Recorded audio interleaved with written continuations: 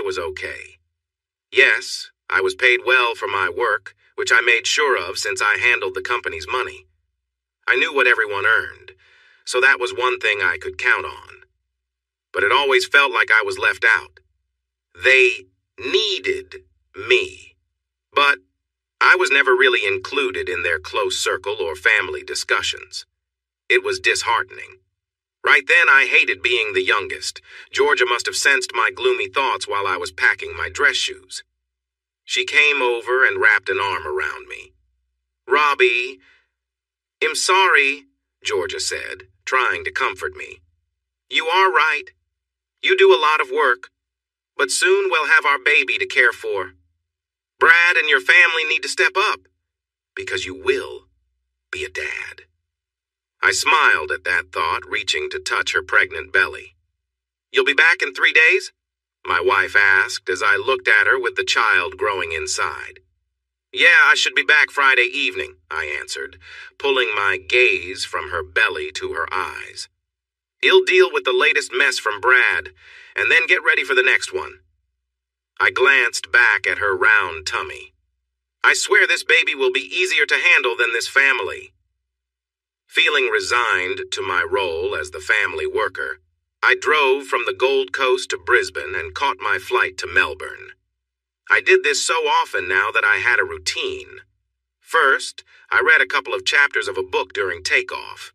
Then, I worked for an hour once we reached cruising altitude and watched a movie until we landed. The next day passed quickly as I met with the client's team to go over their quote. They were happy that I took the time to meet with them in person. They were really pleased with how I presented everything, and they decided to order 15 more units right on the spot. This added almost 40% to the quote. I was really happy because I knew that this would help us reach our financial goals 3 months earlier than we thought. When I walked out that Wednesday afternoon, I had finished my work 2 days ahead of schedule. I considered spending some time in Melbourne. I thought about grabbing a meal at one of the nice alley restaurants or having a drink at one of the unique bars. Melbourne has so much to offer. However, I missed my wife. I remembered how I had been talking to Georgia about my brother and my family the night before, so I thought it might be nice to come home early. I wanted to be there for her as she entered the last part of her pregnancy. After using my phone for internet access all day, the battery was almost dead. I had just enough charge left to order an Uber to the airport. Since I flew often, changing my flight was simple. I even treated myself a bit by using reward points to upgrade to business class at the front of the plane for the trip back. I only had a few minutes to spare before the flight, but I made it to the gate just in time. I felt great when I got off the plane. We went through a storm while landing, and watching the lightning through the clouds was thrilling. After landing back in Brisbane, I jumped into my utility vehicle, which we call a ute in Australia, to drive back down to the Gold Coast.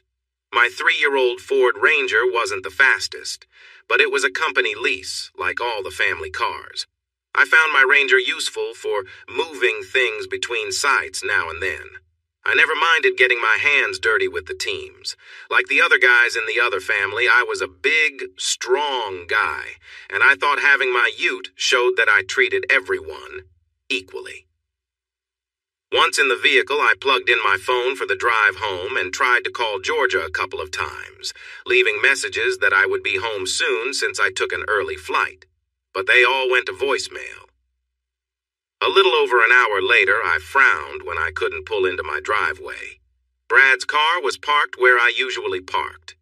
I was curious about why my older brother was there so late. But being a trusting person, I didn't think anything was wrong. I parked, grabbed my travel bag from the passenger seat, and walked in through the side door like I always did. Just as I was about to say hello, I heard a sound that made me freeze in my tracks. It was a feeling that made my stomach drop. Standing at the end of the hallway leading to my bedroom, I realized I could hear unexpected noises that made me feel uneasy. I stood in the hallway, feeling a heavy weight in my chest. I didn't want to look, but something in me knew I had to face the truth, painful as it might be. If I didn't, I would always wonder, always question what was real. I needed to confront what was happening, even though it was the last thing I wanted to see. With a deep breath, I pulled out my phone, switched it to record, and crept quietly down the hallway. I felt that I needed proof, something concrete, before I could address this betrayal. So, I positioned myself outside the master bedroom, hidden in the shadows. I thought I was ready for whatever I might find, but I couldn't have been more wrong. My wife, Georgia, had always been a beautiful woman. She had deep brown hair, kind brown eyes, and a warm smile that could light up a room. She was tall and had an athletic build, always carrying herself with confidence. I'd always loved her energy, her laughter, her warmth. She was a big part of what made our home feel whole. But as I stood there, I saw her with someone else, and my heart sank. I held my phone tightly, emotions swirling inside me, anger, pain, and sadness mixed with the remnants of love and memories we had shared. Watching her with my own brother was a blow I never imagined I'd face. It hurt deeply, like a crack running through everything I'd believed was solid. My mind raced with thoughts I couldn't control. How could the two people closest to me do this? I struggled to understand, feeling as if the ground had fallen away beneath me. There were no words spoken that could make it better or undo what I'd just witnessed. The trust I had was broken, and I knew that nothing could bring things back to how they were before. For a few moments, I stood in silence, my heart heavy and my mind reeling. I knew my life had changed in that instant, and while I didn't know what would come next, I had seen enough. I stood there, feeling the weight of betrayal crush me. I thought I could face this without breaking, but I was wrong. My heart pounded, and anger bubbled up as I listened to the two people closest to me, my wife Georgia and my older brother Brad, speak words that shattered my last bit of trust. As they talked, Georgia and Brad seemed to laugh off any sense of loyalty or guilt. Brad joked about how easily he could keep secrets, even arranging situations to get me out of town so he could spend time with Georgia behind my back. The casual way they spoke hurt more than I thought possible. Georgia tried to defend me briefly, but her words faded, and soon it was clear that any respect they'd had for me was gone. I watched them, my mind spinning, as Brad spoke with no shame, sharing a truth that cut deeper than any of their laughter. His words made it clear that the child Georgia was carrying wasn't mine. He even made a twisted joke about how I'd unknowingly raise his child as my own, as he went on with his life, leaning on me to handle things he couldn't. The shock and anger I felt at that moment were unlike anything I'd ever experienced. My heart felt torn open, and it was clear there was nothing left between us. I knew then that whatever Wed had, whatever I'd believed in, was over. I took a few steps forward, finally making myself known. They turned, startled, seeing me there, but I spoke before either could try to explain. "It's over," I said, my voice steady but cold. "There will be no more lies and no more pretending. I'm done with both of you." The look of shock on their faces was almost poetic. The scramble, the sudden panic they were trying to cover up as if that would change what had happened, but nothing could undo the damage. And I had already seen enough. Brad and Georgia were no different. They scrambled to cover themselves.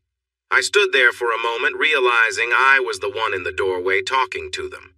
Their eyes widened in shock. Brad spoke first. "Robbie, what are you doing here? You were supposed to be in Melbourne?" He tried to sound casual, like we were at a family gathering.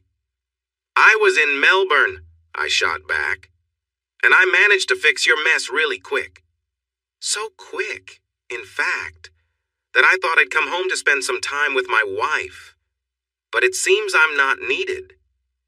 Robbie, my love, it's not. Georgia began softly, then paused, realizing it wouldn't help. What it looks like, I finished, for her. Frustration boiling inside me. You'll say it was just a mistake next, right? Or maybe you'll tell me I imagined my brother was here with you. I glared at them. Let's just say I wasn't here when my child was conceived. Both of you can deal with the consequences. I stared hard at them for a moment, clenching my fists but stopping myself. Georgia looked scared and panicked as she held the sheet around her. Brad just stared at me, a confused look on his face.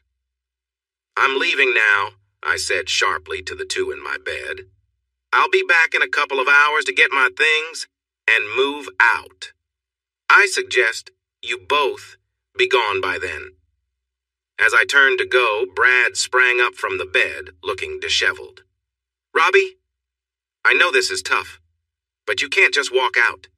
If you do, I'll have to stop you. He stepped toward me with a dark smile.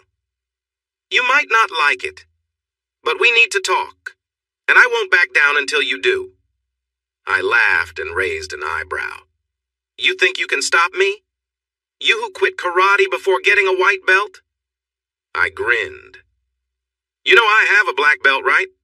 Plus all that training in martial arts? You really think you can take me on? Just so you know, I said, glaring at my older brother with strong feelings of anger. I felt the anger boiling up inside me as I stood in that room, my mind racing.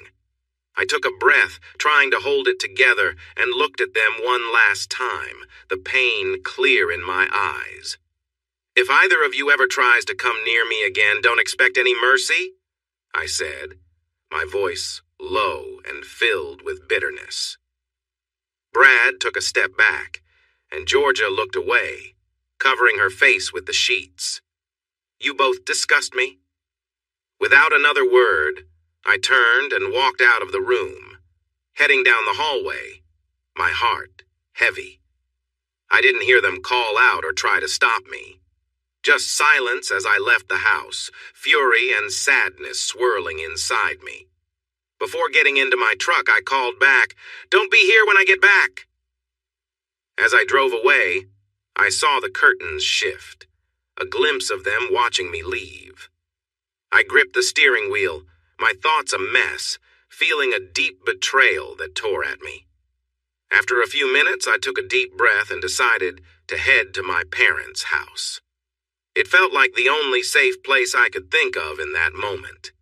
When I pulled up, my mom and dad were already standing on the porch, waiting. I climbed out of the truck and walked toward them, the pain on my face impossible to hide. "Hi, Robbie," my mom said softly. "Son," my dad said, his voice steady but solemn, a tone I wasn't used to hearing from him. They both looked at me, but there was something distant in their eyes. A sinking feeling settled in as I realized what that look meant. They knew. My own parents had known. "No, please," I stammered, my voice breaking. "Tell me you didn't know, tell me you didn't hide this from me." My mom took a small step forward, glancing at my dad before saying, "We're sorry, Robbie. It's just—" I cut her off, a mix of anger and sadness in my voice. "Sorry? You're sorry?" My voice shook. "How long? How long have you both known that this has been happening in my own home?" "Now, son," my dad said, trying to stay calm.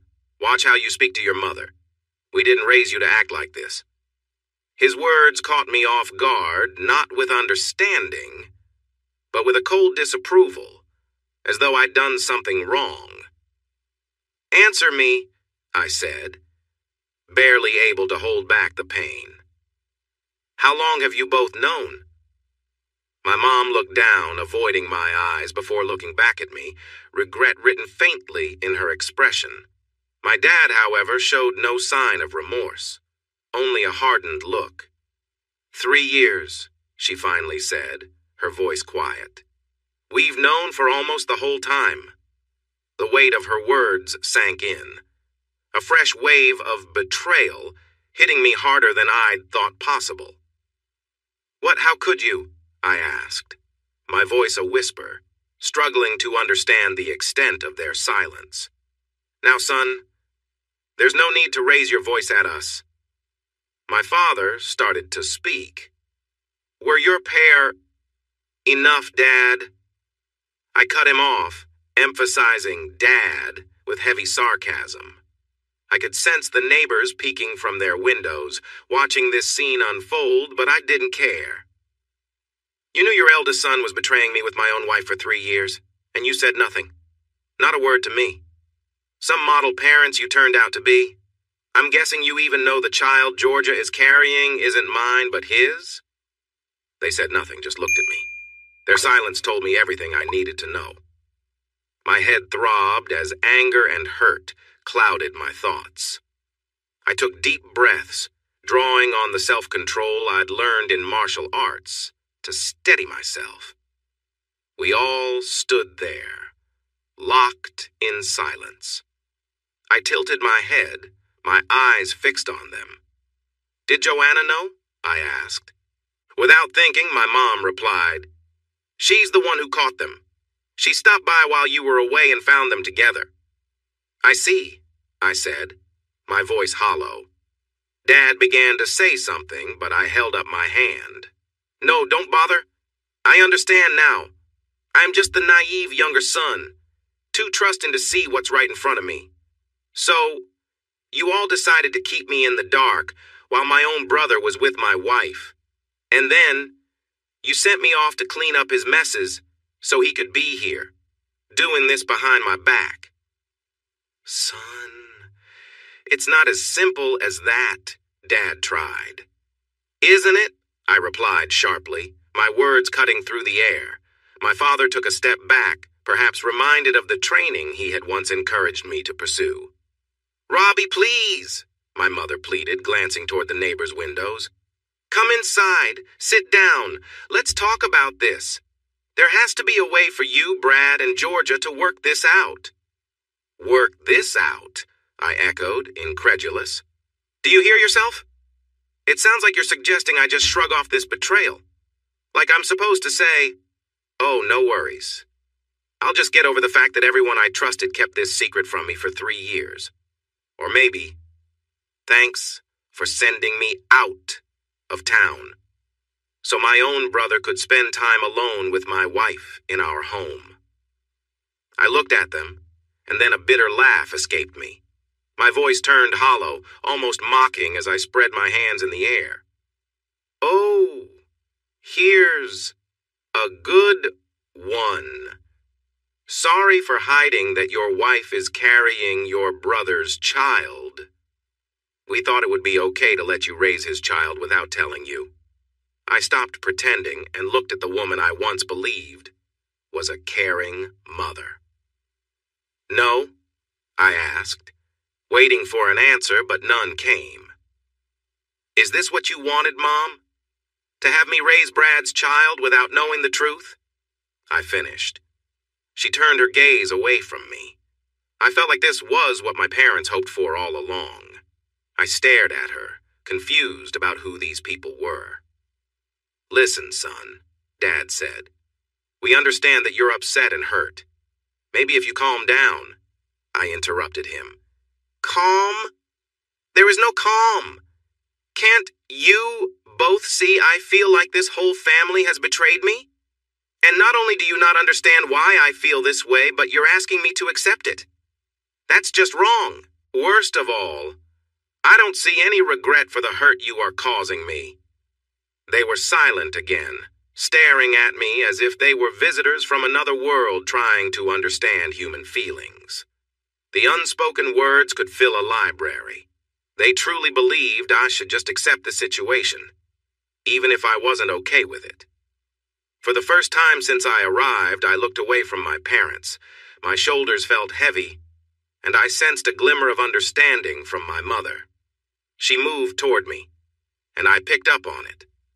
My posture straightened again. and I spoke quietly but firmly. "Why didn't anyone tell me?" I asked, feeling the start of a plea in my voice. Dad held Mom's arm tightly, stopping her from getting closer or answering me. He looked down at me from the porch, taking a moment to think before he spoke. "We've talked about it many times," Dad said, "but we thought it was best for everyone if you didn't know." His tone was flat, almost like he was describing supply details, not expressing concern for his child in pain. "You were happy without knowing. You were doing a great job at the company, so we didn't want to disturb that." "The company?" I asked, tilting my head in confusion. "Yes, son, you are very important to us. We feared that if you found out, it would create chaos in the business in sales, production, delivery, and quality. Look at how upset you are now. I can see this will cause many problems, and we will lose our progress now." "That's why we didn't tell you," Dad said, as if he was reading off a script. This time, Mom squeezed Dad's arm to stop him from continuing his speech about how I should just go along with everything. She noticed the look in my eyes, and my fists were tightening and loosening as he spoke. My voice dropped lower than ever before, sounding rough and firm. I took a deep breath and started. "So let me get this straight. You didn't tell me about the person involved in the situation because you thought it would hurt the company. You all knew she wasn't having my baby, and you thought it was okay to let me believe otherwise. You let me raise someone else's child without saying anything just to keep things running smoothly at work." "Robbie," my mom began, but my dad interrupted, holding her arm tightly. "Yes, son, we thought it was for everyone's good, including yours," Dad said. "Georgia told us the next one would be yours, not your brother's." At that moment, I felt a wave of anger toward my family. Instead, I took a breath. Everyone had let me down, all for the sake of keeping things on track for the company.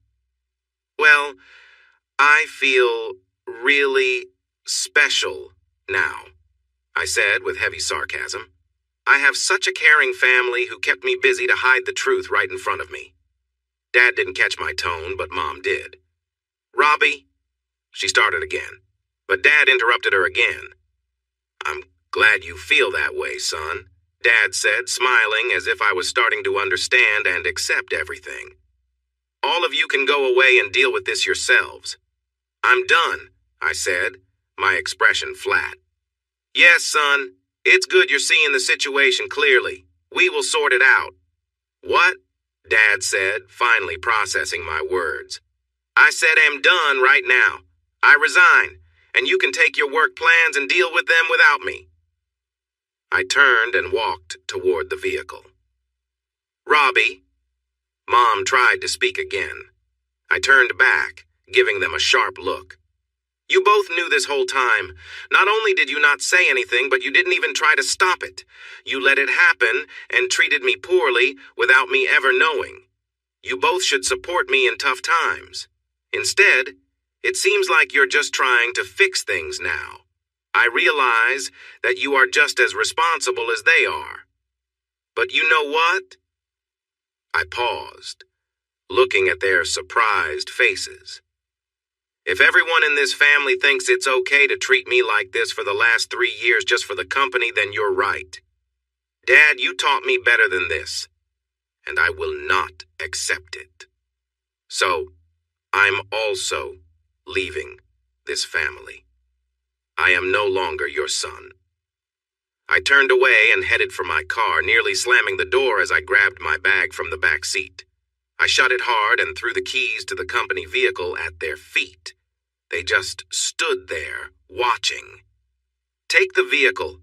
Don't call me, don't text me, don't reach out to me. Don't try to contact me at all. Make sure you tell the rest of the family the same thing. Don't expect me to be there for birthdays, Easter, or Christmas. And let your favorite son know that if he ever sees me walking toward him on the street, he should turn and walk the other way." My parents looked shocked. "Get my severance pay ready," I said firmly. "Make sure my bonus reflects all the extra work I've done, especially after fixing Brad's mistake while dealing with him. If it's not right, You will regret messing with me." I took my laptop out of my bag and set it down in front of them. "Here's my work laptop. If it's damaged, take it out of my severance." "I don't care if it still works." My parents stood there without saying anything as I pulled out my phone. Luckily, it was personal and not a work phone. I turned it on and ignored Georgia's messages and missed calls. I ordered a ride. My mother finally found the courage to speak. Her voice was soft but sounded weak to me. I could see her nails digging into my dad's arm. His expression showed how upset he was about my laptop. "Robbie," my mother said, "I know this shouldn't have happened, but things will work out. We all love you." I grabbed my luggage and turned to walk away. I glanced back one last time at my mother. "No, it won't be okay, Hattie," I said, using her name. "None of you know what love really is. I loved and trusted my wife and family. Now I see I was naive to think my family would always support me. But you've shown me tonight that love and trust don't mean anything. You say you love me, but try saying that to the next person and see if they believe it after they talk to me." I said nothing more as I walked away, finding my ride at the end of the street as it began to rain. As I got into the car and looked out the window, I realized my parents didn't even try to follow me. Even after all the years I helped hold their business together, I felt like a big disappointment to them. I had the driver take me to what used to be my home. At least Brad and Georgia were gone. I started packing, throwing clothes and personal items into boxes. I loaded them into an old Toyota Camry I had bought for Georgia a few years back. We had planned to make some changes in a few months after the baby arrived, but I decided to keep the car. I had paid for it, and since Georgia wasn't having my baby, it felt right to keep it. Georgia could have Brad's baby, and I thought I was getting the better end of things. I had a few items left that wouldn't fit in the car, but I had everything I needed for the next few weeks. Before I left the house for good, I took down the large wedding portrait hanging in my old living room. It was a significant print that Georgia's parents had given us on our first anniversary. The photo from our wedding day showed Georgia and me at the center. To my left were my parents and my siblings, while to her right were Georgia's mother, stepfather, and her two sisters. We all looked so happy that day, bright smiles on our faces. I grabbed some pens from the kitchen and spent about 15 minutes marking up the portrait. I drew silly things like horns and mustaches on our faces. Then, I added a big belly to Georgia with an arrow pointing to it and wrote, "This happened because of him." I scribbled words like deceiver and betrayer above my family's heads and put question marks over Georgia's family's heads. I wasn't sure if they knew what was going on. I had thought I had a good relationship with them, but I also knew Georgia didn't always get along with them. At one point, I considered going even further to ruin the picture, but I figured my message was clear enough. So, I hung the portrait back on the wall. I then sat at the kitchen table and wrote a note to Georgia. Georgia, by the time you read this letter, it will be clear that I have left the house. I have a lot of emotions right now, and I will try to keep my words respectful. This letter expresses some of the pain and sadness I feel. I believe you may have already gone to my former brother's parents' house, where you would see that I have cut ties with my entire family and left my job. I want nothing to do with any of you from now on. I came home tonight to surprise you and spend time together. I even called you while driving home, but you didn't notice because you were busy with my former brother. Seeing what happened between you both really hurt me deeply in a way I don't know if I can recover from. What hurt the most is that the baby you are carrying isn't mine. It's his. You all planned to pass it off as my child. Georgia, I gave you everything, and this is how you repay me. It's clear that a divorce is the only way forward for us. I can never forget, and I can't forgive, what you and my old family did to me. I've taken most of my things from the house, and will find a time to get the rest soon. The rental agreement lasts for 6 more months, and my family's company pays for it so you can use it.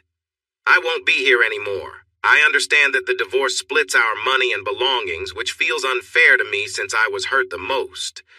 But I will accept it if it means you're out of my life. I've asked my old parents not to contact me, and I'll ask the same of you. Right now, I feel more anger towards you than I ever felt love. But think of it this way. You can now be open about being with Brad Jr. and raising your child without me finding out. If I keep writing, this will turn into an angry speech, so let me just say this. I wish you all the worst, Georgia. Have a life full of regret. Your soon-to-be ex-husband, Robert Other. I know I said I would try not to use bad words, but I wrote it by hand, so I feel like I did okay until the end. I folded the letter and placed my wedding ring on top of it before leaving the house. Georgia would return the next day. I heard that loud cries could be heard from 2 houses away, so much so that the police were called. When they saw my artwork, it was clear what had happened. They left without taking any action, but I'm sure there was some talk at the station. I called my Muay Thai trainer, Darren Bray. He had become a friend over the years, and he and his girlfriend, Tony, had joined Georgia and me at several barbecues. Right then, he was the only one I could think of who wouldn't spill to my family. Darren was happy to let me stay in their spare room for a while. Once they sat me down on their couch and explained why, Darren and Tony treated me like a long-lost puppy coming home. Over the next few weeks, I started to manage some of my feelings. First, I found a lawyer for my divorce. Then, I showed my lawyer the video I had taken, and his eyes went wide as he watched it. I told him I wanted to end things with Georgia as quickly as possible, and he agreed. Lastly, I found a human resources specialist to ensure I got all my pay from Total Build. Since Darren was my martial arts trainer, we trained together often. He helped me channel my anger in the ring. However, he had to stop me a few times when my anger got too strong during fights, and my opponents didn't realize they were in for a tough match. Though he was almost 5 years older than me, Darren became my best friend during that time. He listened to me without judgment and took me out several times. We had fun at bars along the beautiful Gold Coast beaches, and he even hugged me when I needed support. Tony took care of me like a caring mother. She made me big, home-cooked meals, always asked about my day, and looked after me while I dealt with my sadness. A few weeks after a tough meeting, Darren and Tony helped me use their truck to pick up the rest of my things from my old place. My lawyer set up a time when no one would be there. I got a couple of chairs, my desk, and my training gear. When we arrived, not much had changed in the house, but I noticed that a wedding picture was missing. I found it in the spare bedroom wardrobe. There was a letter on the table with Georgia's handwriting, but I threw it away without reading it, so she would see it gone when she returned. After about 6 weeks, I received my payment from Total Build, including my last paycheck and bonus. Together with my half of the savings, it was a good amount. My family tried to stop me from getting the money, saying that I had quit my job and was trying to get extra. I took it to Fair Work Australia, and they quickly backed off. With this money, I wouldn't need to work for almost a year, maybe longer, depending on my living plans. Next, my lawyer received requests from Georgia's lawyer about 4 months later, asking against the divorce. Georgia wanted counseling and to work things out. I told her no. She claimed she just wanted to talk because I had misunderstood things I heard. Finally, I told my lawyer to send a video to her lawyer.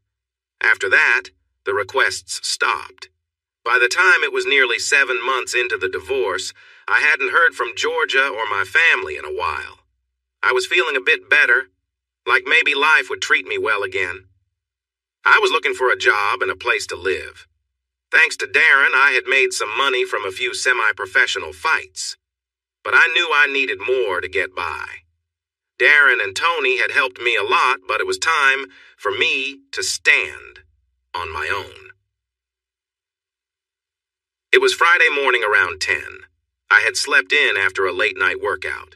After showering and getting dressed in casual shorts and a t-shirt, I was heading down the stairs of Darren and Tony's 2-story house when the doorbell rang. "All right, I'm coming," I called out jokingly. I heard Tony laugh as I opened the door, expecting a delivery person or something similar.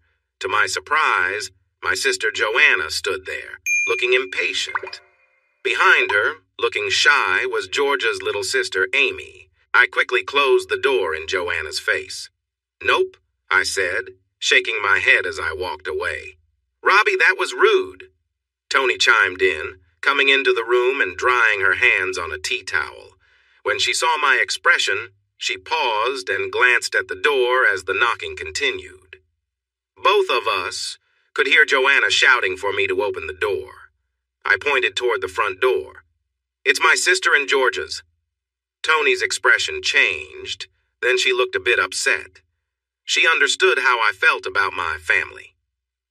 "Do you want me to send them away?" I nodded. "Would you?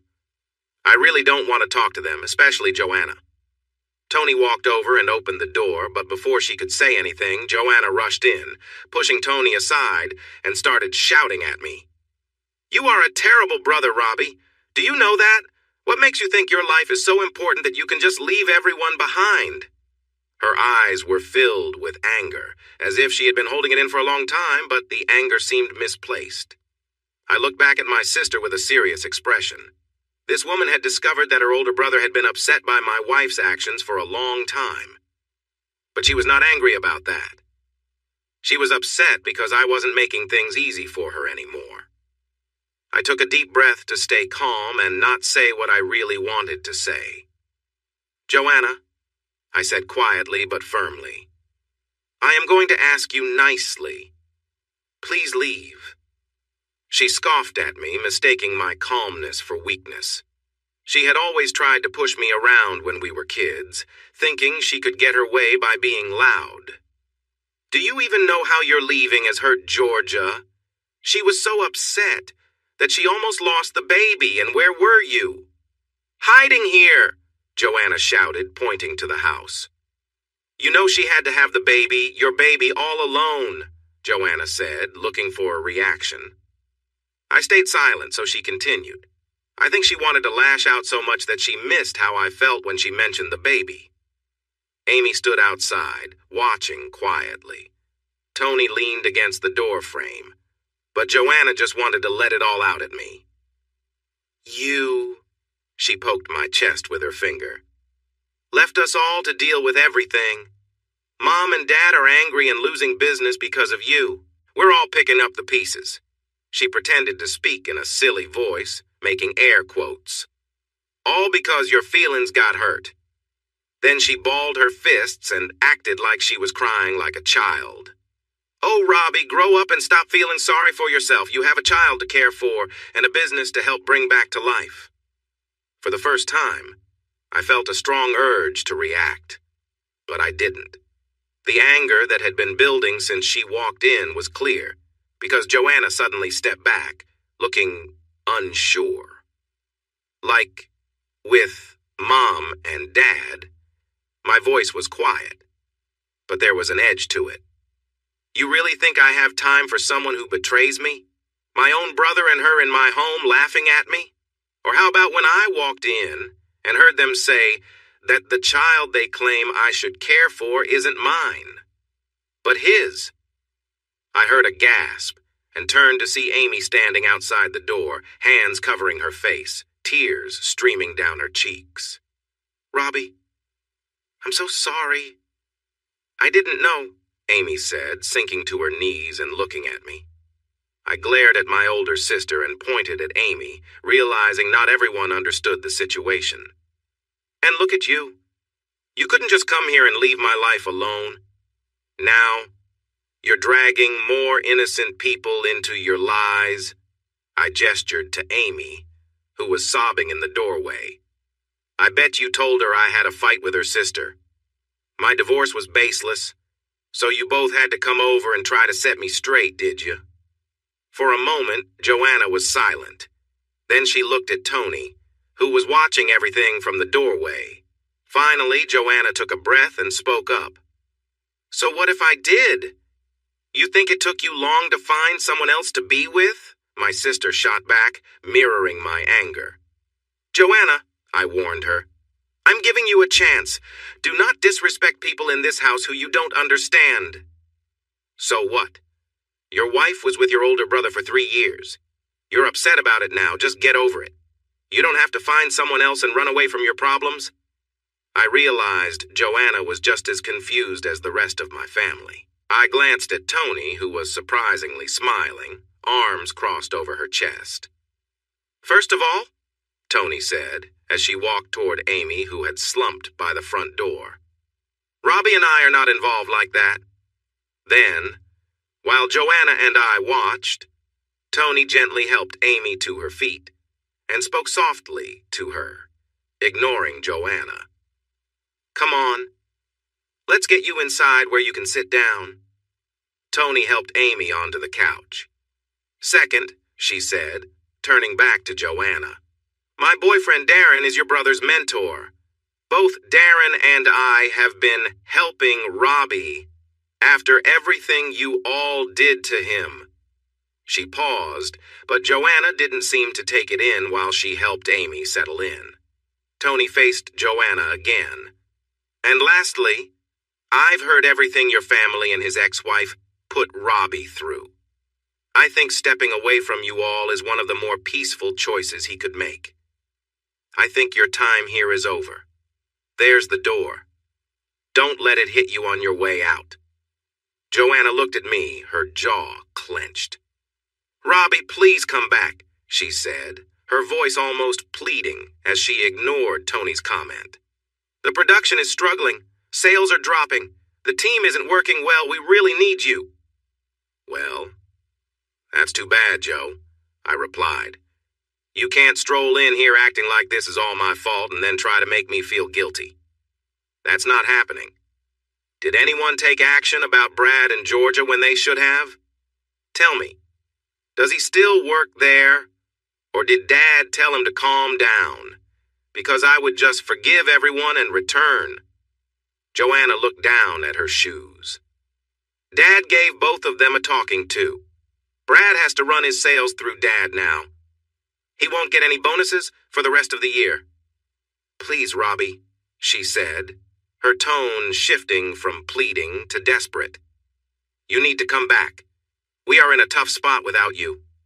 No, Joanna, I said firmly. There are plenty of reasons why I won't, but 2 stand out. She looked at me, waiting. First, I said, raising a finger, my former brother is still there. After everything that happened, you would think you all would let him go if you wanted any chance to make things right with me or save the business. I'm sure that Total Build would fail if he stays. But Robbie, Joanna said, Brad is going to lead the company one day as the oldest. Mom and Dad can't just get rid of him. I laughed. That's the worst excuse I've ever heard for keeping someone around, especially promoting someone who isn't capable. I can't understand that way of thinking, I replied. While they're struggling without me, making him in charge would ruin the company in no time. Saying he can't go because he's the oldest is simply not true. And you all should see that. Joanna couldn't argue with that, but she shrugged her shoulders like she didn't care. What's the second reason? She asked, almost hesitantly. Simple, I said, raising a second finger. Not once in this situation has anyone shown any regret. She gulped, and I continued. From the moment I walked into the house after returning from Melbourne and saw how everyone was acting, everyone expected me to just accept things. People made excuses and tried to justify their actions, telling me to get over it. But no one bothered to ask how I felt or even said they were sorry. That's not right, Robbie. Both Georgia and Mom told me they apologized. Again, with the excuses. My wife said sorry just to divert my attention. She's sorry she got caught, not for what she did. Mom said it without any feeling, then practically told me to get over it. I'm sorry, Joanna. Saying sorry is more than just the words. It's about the actions and feelings behind them. You're upset because I'm not taking care of things for everyone at Total Build, not because you feel bad about Brad and Georgia having a child together in my bed. Joanna's anger rose again. You know what, Robbie? You're right. I don't care about your hurt feelings. Should Brad and Georgia have done what they did? No. Should we have kept you in the dark? Absolutely. Then she changed her tone, saying, You were happy before all this, but you messed everything up by coming home early. Okay, let me think, I said, pretending to ponder something important. I came home early because I was good at my job and wanted to show love to who I thought was a faithful partner. So I'm the bad guy? I asked, feeling both angry and confused. Yes! Joanna shouted, throwing her hands up. If you had just stuck to your plans, this wouldn't be a mess. Right. So I should just have been oblivious raising another man's child with a wife who doesn't care about me except for what I can provide? I replied. It seemed like Joanna couldn't see how I was the one being wronged. I sighed and raised my hand to stop her response. Look, Joanna, this isn't going to work. None of you feel regret. You're all still blaming me even though you're the ones who messed up. I waited, then said, I've asked you to leave. Tony has asked you to go. Should we call the police to help you leave? For a moment she tried to argue, but then headed for the door, saying, Come on, Amy. This is a waste of time. Robbie is too caught up in his own feelings to understand. Amy looked at me and said, Actually, Joanna, I want to stay and talk to Robbie. Is that okay with you, Robbie? I shrugged. Sure, Amy. I turned to my sister. As Tony said, there's the door. Don't let it hit you on the way out. Joanna glared at me, then glanced at Amy and finally at Tony. She huffed and walked out, slamming the door behind her with a loud bang. A minute later, we heard her car start, and then she sped off down the street. I knew she'd call the family to complain about me. I took a seat on the other couch facing Amy, who was looking at me with tears in her eyes. Hey, Robbie, Tony said. Although this wasn't exactly fun, I'm all set here. Are you two going to be okay if I leave you to talk? Yeah, Tony. Thanks for stepping in. I appreciate it, I replied. Anytime. Darren should be back around 7 tonight. Thai food sounds good, right? I chuckled. No problem. See you both tonight. Tony grabbed her bag and walked out the front door, closing it softly, unlike the first person. I turned to Amy and she looked back at me. So, an ambush, huh? I said in a lighter tone to Georgia's little sister. Amy blushed. Sorry, Robbie. I was in the States when all this happened. When I came back last month, it was to both families in chaos. What did they tell you? I asked softly. Amy paused to think. They mostly said that you and Georgia had a big fight that brought your parents into it. They said you were being difficult and needed to be talked to understand and come home. I snorted. But Robbie, Amy said, worry in her eyes. I had no idea that Georgia had been with your brother for so long. I found out that night after 3 years, I replied. Amy nodded sadly, now understanding why I had walked away from everyone. And is it true that it's not your baby? She asked with curiosity and concern. I'm almost sure. I overheard them talking when I came back early from a trip. I found them in my bed. And it was shocking, I said, remembering the painful moment. I sighed again, recalling the terrible scene. I think we will need a paternity test. That's tricky since he is my brother. I looked at Amy. Are you okay with me talking like this? Amy nodded. It's all right, Robbie. I understand. Coming home to your wife with another man must be so hard. And to find out it was your brother for all that time, you're handling this better than I would have lost it. We sat in silence for a moment. And what about Joanna, your parents? Amy asked. You mentioned arguing that they knew something about all this. Sorry, I was confused when that lady helped me to the couch. Tony is my Muay Thai mentor's girlfriend. They've been good friends helping me out lately. Darren gets me to the ring and helps me fight to let out some anger. Tony helps me around the house so I don't drown in my sadness. I looked away. And yes, my family knew everything almost right from the start and kept it from me. Why would they do that? Amy sounded shocked.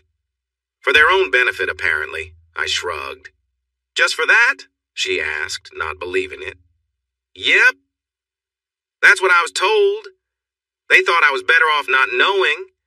They were surprised I got so upset when I found out. Mom, Dad, and Joanna all told me to move on. The company matters more. I stopped speaking. We sat quietly for a moment. Amy was thinking it over. She sighed, stood up, and walked over to me, sitting on the same couch. I'm sorry, Robbie, she said, placing her hand on my arm in a comforting way. Amy, what are you sorry for? I replied. You didn't do anything wrong, and it seems like they tried to confuse you as well, so you don't need to feel bad. I'm sorry for what you're dealing with. It's not your fault. She paused. I'm also sorry I'm related to someone who has hurt one of the best people I know. She turned red, and I chuckled a bit at her comment. Thanks, Amy. It helps to know someone understands. So what are you up to today? Amy asked, changing the subject and sounding more cheerful. Not much. I've mostly just been training and relaxing. Why do you ask? She smiled. How would you feel if I took you out for lunch to help you feel better? She put her hand on my arm gently. It didn't seem intentional, but it felt nice. Sure. Let me get ready. Give me 5 minutes.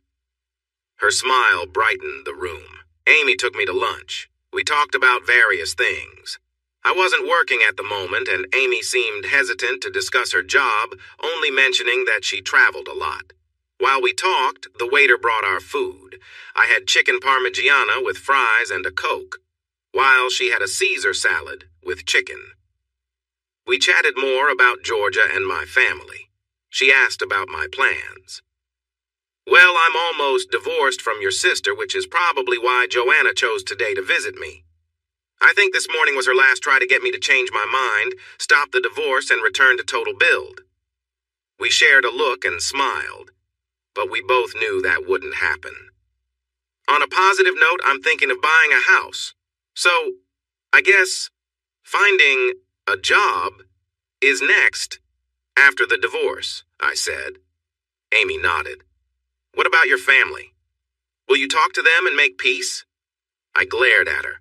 Amy quickly leaned back. Is it that bad? If I never speak to one of them again, that would be just fine, I said, then looked at Amy. Was there another reason you came with Joanna this morning? She raised her hands in a peaceful gesture, then sighed. When Georgia cried to Mom and Dad about how you had left her, it really upset me. The Robbie I know wouldn't do what Georgia claimed. You really upset me, Robbie. I raised an eyebrow, understanding her feelings, but I knew there was more to this story. Amy sighed and glanced at me briefly over her salad. You might not realize it, but I have liked you for a long time. She blushed as she spoke. When Georgia first brought you home, you were nice to Mom and Dad. You even spent time with me. As you began dating her, I saw how considerate you were, always thinking about her happiness. You even remembered my birthday and got me gifts. Not many brothers-in-law do that. I shrugged. I'm good at planning, Amy. Paying attention to detail helps me do well at my job. And being nice to my girlfriend's little sister helped me get on well with your family back then. I know, Robbie. And that's the point, Amy said. You were great as my brother-in-law. It didn't make sense when I heard how you walked away from Georgia and left her so upset. So, when I got the chance to come here with Joanna to talk to you, I took it. She looked at me seriously. If you left her just because of a fight, I would have lost faith in all men and relationships. I mean that much to you? I asked, surprised. Amy nodded. Robbie, what Georgia and your family did to you is terrible, she said, looking out the cafe window. They hid their oldest son having a secret relationship with the wife of their youngest son. Then, when you found out and confronted them, they claimed it was for some benefit. If I were you, I wouldn't have just walked away. I would have moved far away and started fresh. I smiled. Don't think I haven't thought of that more than once. I just need to save some money first. I wanted to take some time, find a new job, and then start anew. We fell into a comfortable silence. I finished my food, wiping my plate clean. I knew Amy wanted to say something, so I waited. She took a deep breath, looking a bit nervous. Robbie, she said, her eyes shining, if I asked you, would you run away with me? Amy, even if things didn't work out, my ex-wife is still your sister, I said with a chuckle. Half-sister, Amy giggled. Even with that, you're not married to her anymore, and there's nothing wrong with asking. I nodded. That's true. Great, she said, smiling. Then you can run away with me. I laughed, then noticed that her smile had a serious undertone. You're serious about this, aren't you? Absolutely, Amy replied, smiling warmly. Amy, I can't do that. Why not? She asked. Well, for starters, I don't have enough money to just leave everything behind, I explained. She nodded, her smile still bright. And also, I'm still married, I added, looking at the attractive woman across from me. Even if it's just for a little while longer, I should handle the situation with Georgia. Again, she nodded, still smiling, as if she understood something important. And finally, Amy, you're Georgia's sister, I pointed out. Wouldn't it be strange if I just ran away with you? She smiled again. All valid points, Robbie, but remember, Georgia and I are only half-sisters, she reminded me, repeating herself yet again. Right, I said. Georgia and her sister Ruth shared the same father. After Georgia was born, their father, Steve, left their family for another woman. Their mother, Rain, later married Peter Brown, and that's when Amy was born. I had always thought Peter and Rain seemed happy together. I suppose Georgia took after her father in the way she acted. Exactly, Amy said. Because from now on, I want nothing to do with that troublemaker. The less connection I have to her, the better. I nodded, glad she understood my thoughts. Now about your previous questions, Amy said, her eyes sparkling. What if money and legal help could be arranged to solve both problems? She still had that determined glint in her eyes that made me realize she was serious. Amy? I hesitated. Are you really saying you think you can make everything go away? If you can, I would consider it. I am serious, Robbie. I know I can find the resources we need. But I want you to come with me. Why? I asked, curious.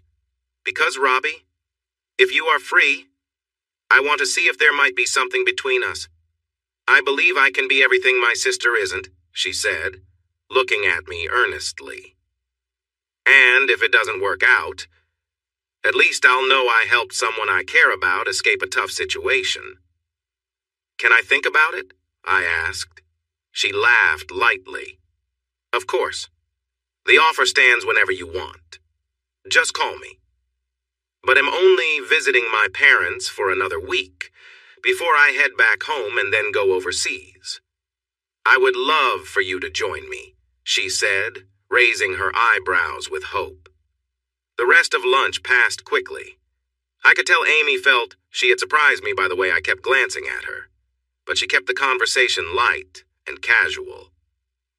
We took a ride back to Darren and Tony's place, and before she left to see her parents, she gave me a warm hug. I could sense she wanted more, but wasn't pushing it. In that hug, while she felt a bit like Georgia, there was a warmth that felt different. It felt like her energy was trying to connect with mine instead of just taking from it, which was how I often felt when Georgia and I hugged. That evening, I had dinner with Darren and Tony. We started by sharing the story about Joanna's visit, and then I talked about my lunch with Amy and her unusual offer. Do you think she really means it? Could she actually do that? Darren asked after I explained what Amy had said. I'm not sure, I replied. None of us really knows what she does. All we know is that a couple of years ago, she got a job that requires a lot of traveling. She lives a few hours away on the Sunshine Coast and visits family every few months. If she can manage that, then I think she might help me move at least. I'm not certain about the legal stuff, but she says she wants a chance with me since I'm not getting back together with Georgia. Tony laughed softly. That girl really likes you. Darren and I looked at her. How do you know? Darren asked Tony. Because when this handsome guy here, Tony said, gesturing towards me, told her why he left, she didn't cry about her sister. She dropped to the floor, holding her heart, with her eyes on Robbie the whole time. She shrugged. She's had feelings for you for a while. I nodded. She hinted at it during lunch. I always thought she was cute, but I was married to her sister. But if her offer is serious, I still have to think about the fact that she is Georgia's sister. I'm not sure I'm ready for a new relationship right now. I wouldn't want her to be a rebound. Tony laughed again. Robbie, how long have we known each other? Maybe about 9 years, I replied. Long enough, Tony said. So, Mr. Smart Guy, let me tell you, she isn't just a rebound. Sure, you're hurting, but something tells me you care about her. She won't let you go easily. While I would hate to see you leave us here, I think you should take the chance. We turned to Darren for his opinion. He took a sip of his beer, glanced at the leftover food, and looked back at me. I think I've met her a couple of times. She's shorter than Georgia, has really dark hair, and looks different from her sister. I laughed, and Tony playfully nudged him. I kind of agree with Tony. She really likes you. Honestly, though, even if it doesn't work out, you've got nothing holding you here, no job or family. You might not get an opportunity like this again. In with Tony, go for it with Amy. We talked for a few more hours. I still hadn't made up my mind, but I was leaning toward yes. The turning point came 2 days later when I was walking through the Gold Coast Mall to update my driver's license and passed by a cafe. My whole family in Georgia were sitting together with a small stroller next to her and a tiny baby in her arms. My parents were cooing over the baby. Joanna had a big smile, and Brad Jr. was holding my soon-to-be ex-wife's hand, acting silly. None of them seemed bothered about how they had treated me. I watched them for about 2 minutes until my mother noticed me. When I saw her looking, I snapped out of my daze and started walking away quickly. I had almost gone 2 blocks when she caught up with me. "Robbie!" I heard my mother shout. "Robbie, wait, please! Sweetie, stop!" she said as she hurried after me. I thought about walking faster or going into a store to escape her, but I knew that would just make her chase me longer. So, I paused, took out my phone, and called Amy. Amy answered right away as I turned to face my mother, phone pressed to my ear. "All right, gorgeous," I said. "Let's go for it." Amy chuckled at my tone. Sure thing, handsome. But I sense there's someone around who shouldn't know it's me, right? Yeah, I replied. She laughed again. Okay, I'll pick you up at 7 tonight, then you can fill me in. I smiled slightly while looking at my mother, but she knew the smile wasn't meant for her. See you then. I hung up. I dropped my smile and looked straight at my mother. What do you want, Hattie? I said flatly, using her name. Robbie, please, she said softly. This isn't fair. You can't do this to us. You can't just cut us off. We need you. Fair, I replied, my anger bubbling up. I've told you what isn't fair, having my family lie to me for years while covering for the person who caused all this, pretending it was my fault. Does that seem fair to you? But Robbie, it's not the same. We really need you, she insisted. Like you truly need me, I said sharply. What you really want is someone to manage your company. You want someone to fix the messes your older son makes. You want an obedient worker, not a son you care about. You want someone to keep the profits coming in. That's not true. My mother paused, searching for words but struggling to find them. She shifted her approach. Robbie, you know we all love you. It was the first time I heard her say that since everything fell apart. I laughed bitterly. You all love me? Really? You say you love me? I let my laughter fade to a low growl. Then explain how tricking me about my life is love. Tell me, Hattie, I said sharply. Mum stood there looking down at the ground, not knowing how to respond. People were moving around us, a few glancing our way.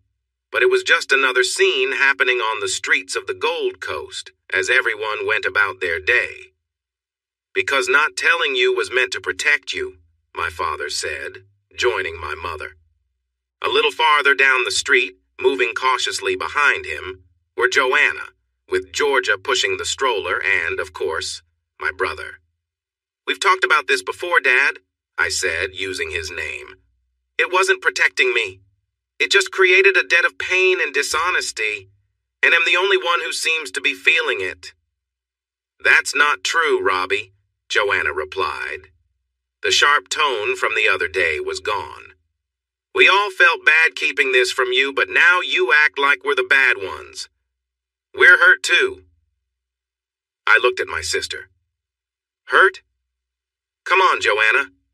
The other day you barged into Darren and Tony's place yelling at me and blaming me for not forgiving the person who hurt me, I said, directing my glare at Georgia, who took a step back. And the one who caused so much trouble, I said, turning to my brother. You all have no idea what it really means to suffer. You think you're having a hard time because I won't clean up after you. You think it's tough because your work isn't going well. You think you're struggling because things are messy. I saw you all just a little while ago.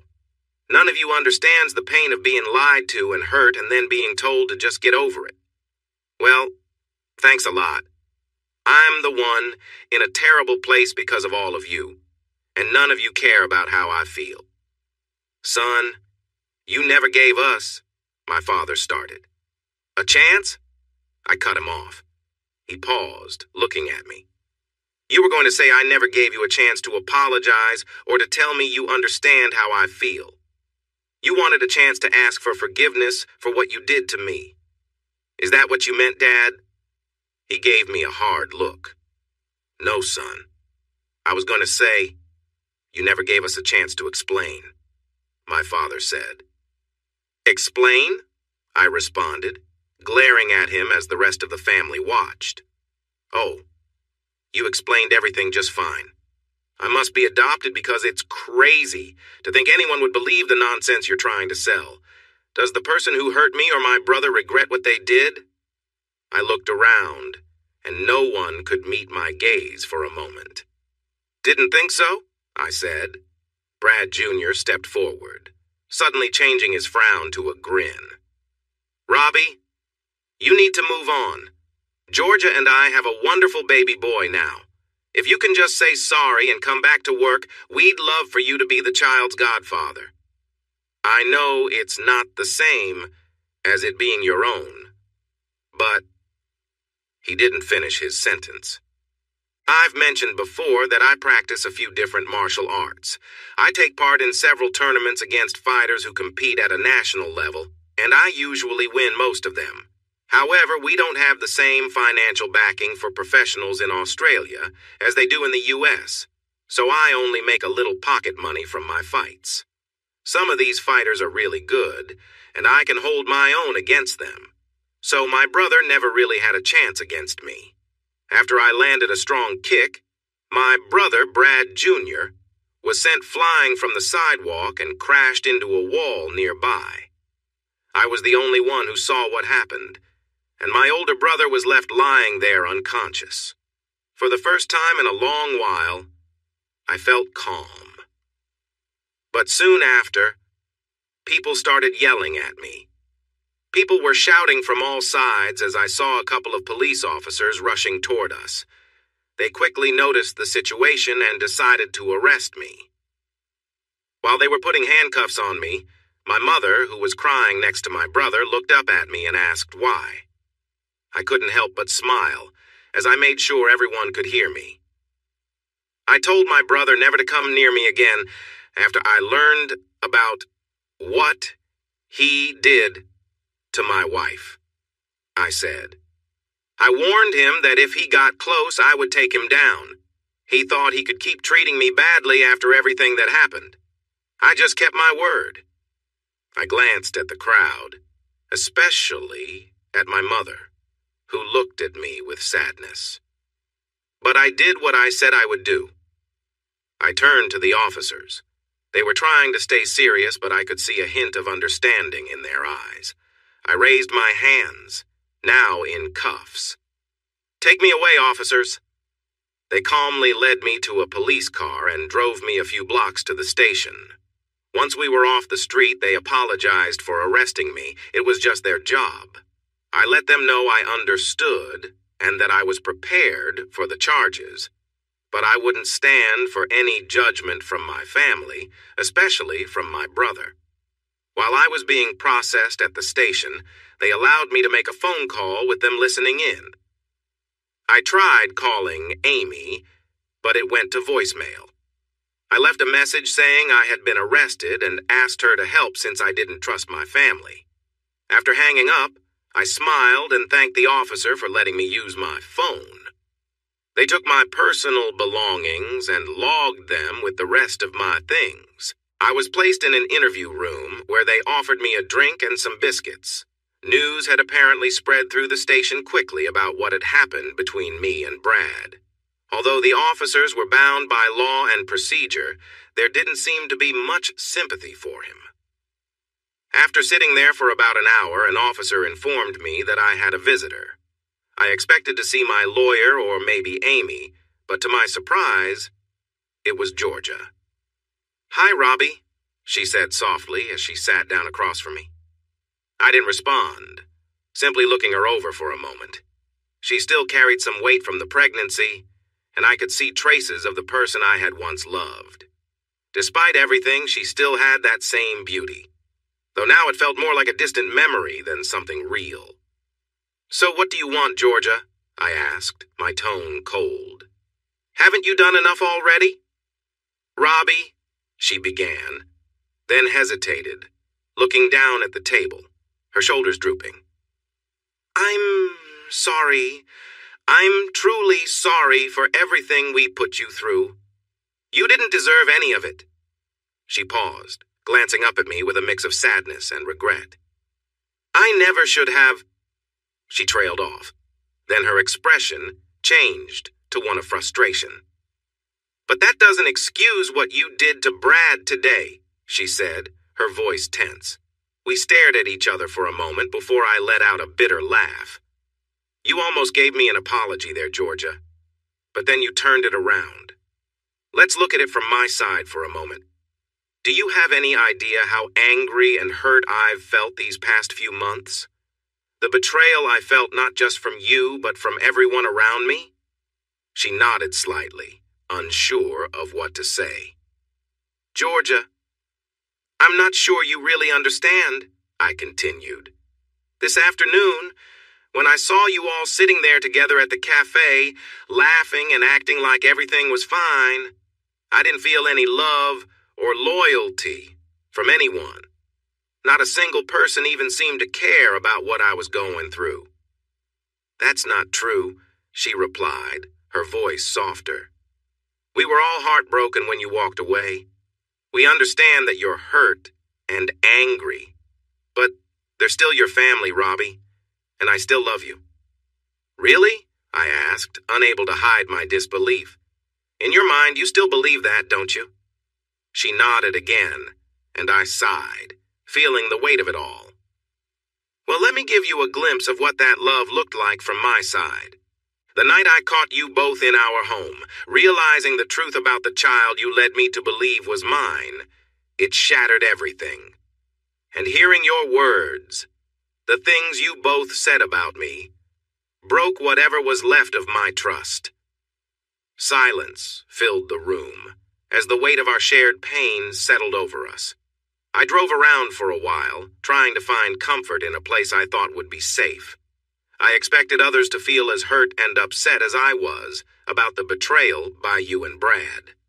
But when I got there, I found my parents knew about my older brother being with you behind my back. They even knew that the child wasn't mine.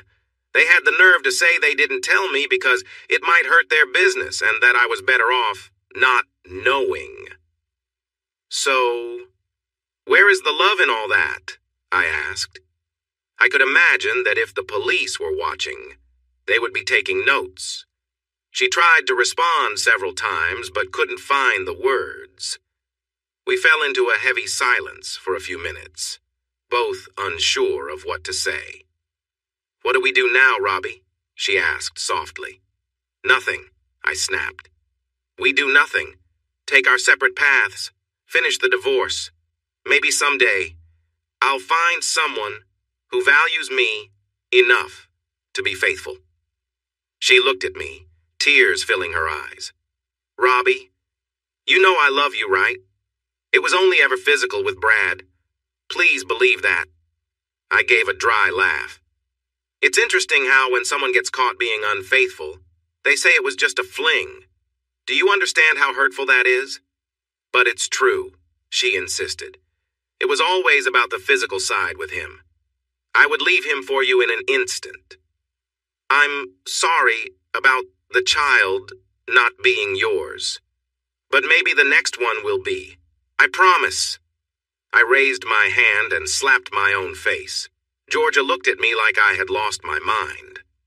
Sorry, I said, forcing a grin. I just needed to check if I was dreaming after hearing that. You think I would ever trust you again after what you did? She flinched as I continued. To answer your question, it's incredibly hurtful to the person being cheated on. For me, being intimate is about giving myself completely to the person I love, making them feel like they are the most important person to me. There's no way I could be with someone else.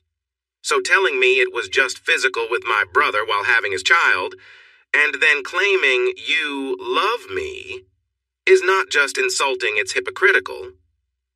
She was crying now. I went on, letting my frustration show as I spoke. Georgia, you might believe you love me, but I don't see it that way. If you truly loved me, you would never have been with Brad. You wouldn't have been with him for so long and had a child. If you loved me, you wouldn't have needed my family to hide the truth for you. If you truly cared for me, you would have come to me the moment my older brother asked for forgiveness. But I don't think you really love me. You say you're sorry, but I feel like you're just upset about being caught. It hurts, but it's not because of what you did to me.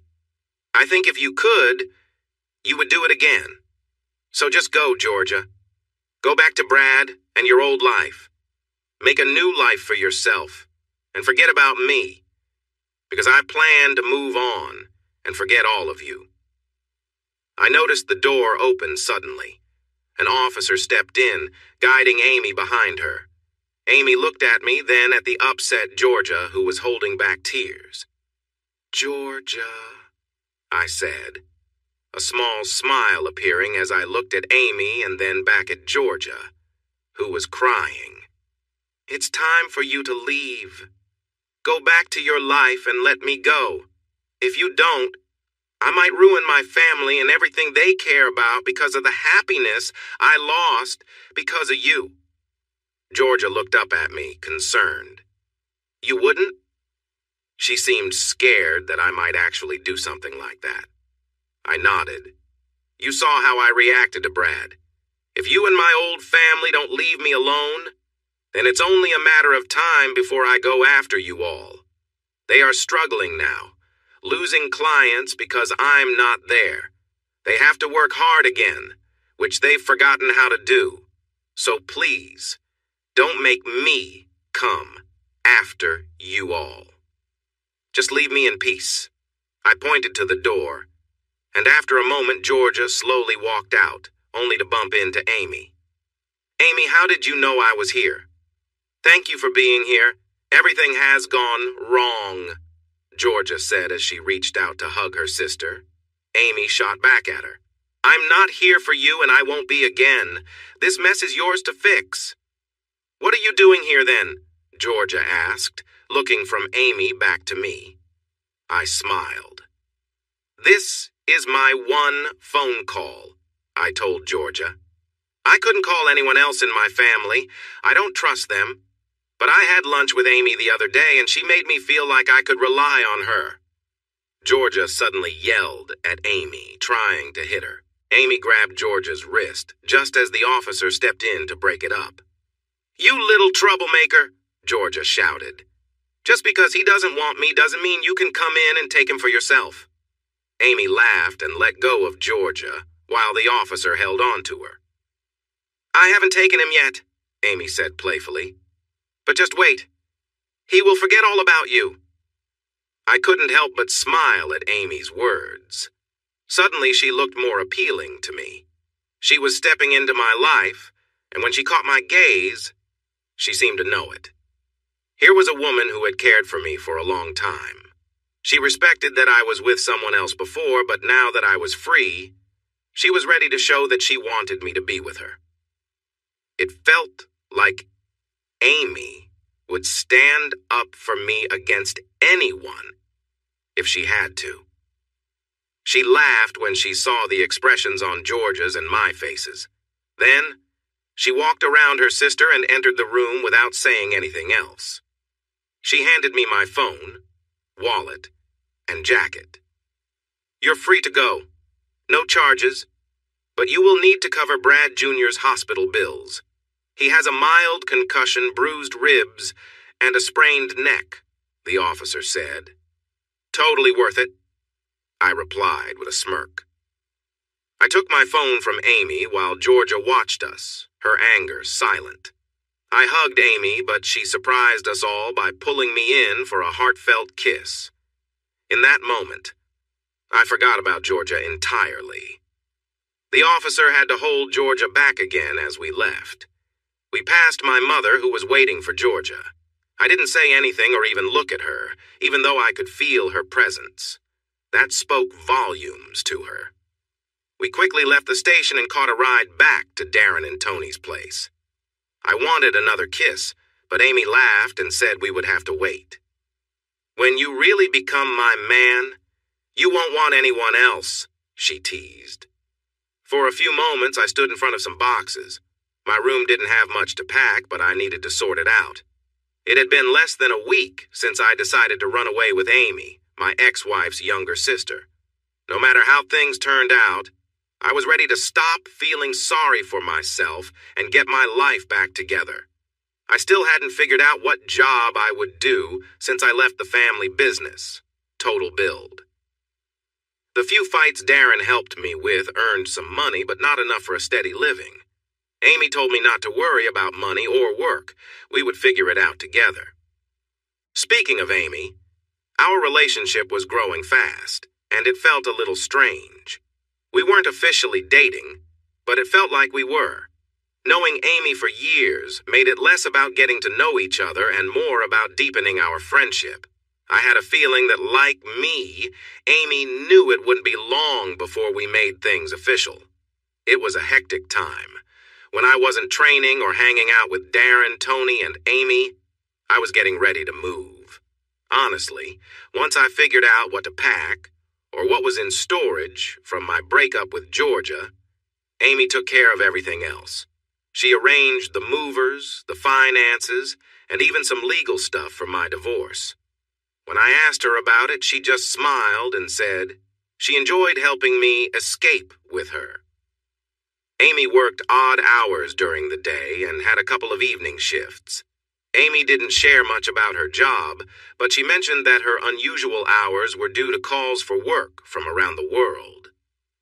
Most of the time, Amy worked from a hotel room here on the Gold Coast. When she wasn't working, we enjoyed spending time together. When we could, Amy and I went out for lunch or dinner. I loved that she was often by my side when she wasn't busy. She came to see me train with Darren and even watched one of my Saturday fights against another local. The fight ended in a draw. Still, from how Amy talked about the match afterward, you would have thought I had won easily. In those early weeks, I wanted to repeat the kiss we shared at the police station many times. I knew we both felt the same way because we often had to stop ourselves from getting too close. We talked about taking things slow. We both understood our relationship was special, but we wanted to make sure I was ready before moving forward. The day before my big move, Amy helped me gather everything I had at Darren and Tony's place. This included my belongings already in storage, which we packed into a large storage unit. Her movers would pick everything up in a few weeks and take it to her place. All I needed to keep out were the essentials: a few outfits, my new laptop, and my training gear. The night before the move, Amy and I spent time at Darren and Tony's. We all had a great evening enjoying Thai food together. During dinner, we chatted about all kinds of topics, like old friends do. Amy held my hand through it all and gave me knowing looks. After a couple of bottles of wine, we played some fun games, including an indie game called Throw Burrito that turned out to be a hit. As the night wrapped up, I was surprised when Amy didn't leave as she usually did. Instead, she followed me into the guest room I was staying in and slipped under the covers after skillfully changing into her pajamas without showing me anything. I raised my eyebrows in surprise, and she giggled as it was my turn to change into my own comfortable clothes before sliding into bed beside her with open arms.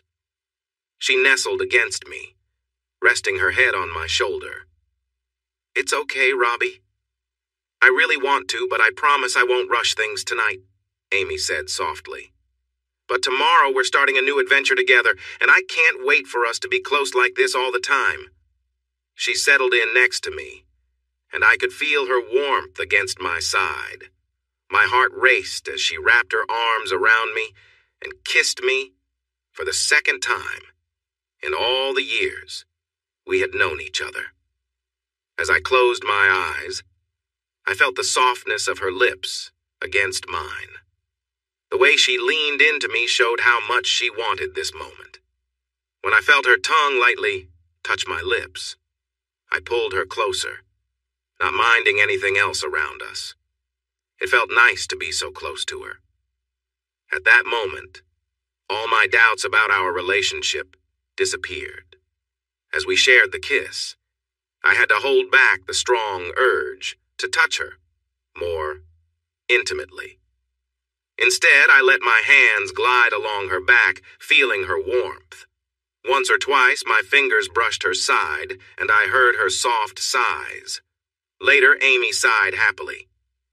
"Thank you for not rushing into things, Robbie. I know you wanted to. Honestly, I did too. But it means a lot that you took your time." I kissed her quickly again and said, "I'm trying my best not to rush things, but I care about you deeply, and I know we will get there." She gently stroked my cheek and said, "I know, dear. I appreciate it. Soon I will be all yours. But tonight, would you just hold me?"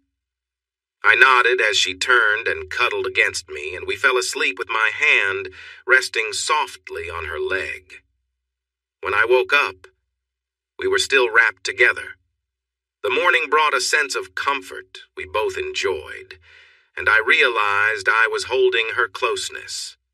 Even though my hand was outside her shirt, it felt wonderful to wake up next to her. As I became more alert, I removed my hand, and she sighed at the change. "That felt nice, Robbie. I would love to wake up like that every day." Her sleepy voice carried a happiness that I felt deep inside me. I leaned in and kissed her neck, taking in her unique scent. Amy had a fresh smell, more natural, reminding me of the pleasant scent after a rainstorm. After a few minutes of gentle kisses, we reluctantly got up to get ready for the day, knowing we had our first long drive ahead. We shared breakfast with Darren and Tony, enjoying fruit and yogurt. Darren made me promise to keep training for a big fight he had scheduled for me while we ate. Amy chimed in, saying she would help me stay on track with my training as we cleaned up and prepared to leave. I packed the last few bags into my old Toyota Camry. After saying our goodbyes, we hit the road. We drove for a few hours. My car was old, so we didn't have Bluetooth or music apps. Instead, we listened to a local rock station at a low volume while enjoying an easy talk. We chatted about the landmarks and road work we saw along the way. Our conversation covered everything from religion to politics. I was impressed by how smart Amy was, especially when she understood the references I made. As we talked, her hand would sometimes brush against my leg. I began to feel hopeful that our relationship could grow stronger. I used to live on the Gold Coast, a little over an hour south of Brisbane, which is the nearest capital city. As we drove north, Amy mentioned she lived about an hour and a half north of Brisbane, mostly along the highway, in a place called the Sunshine Coast. About an hour past Brisbane, I noticed Amy starting to get nervous. She fidgeted and stole glances at me before looking out the window. I noticed her unease but didn't say anything, choosing to keep quiet and give her space. Although I was starting to really care for her, her nervousness puzzled me after the time we spent together. I thought she wanted me to join her. Instead of excitement, she seemed anxious. Almost like she had a big secret she was worried I wouldn't like.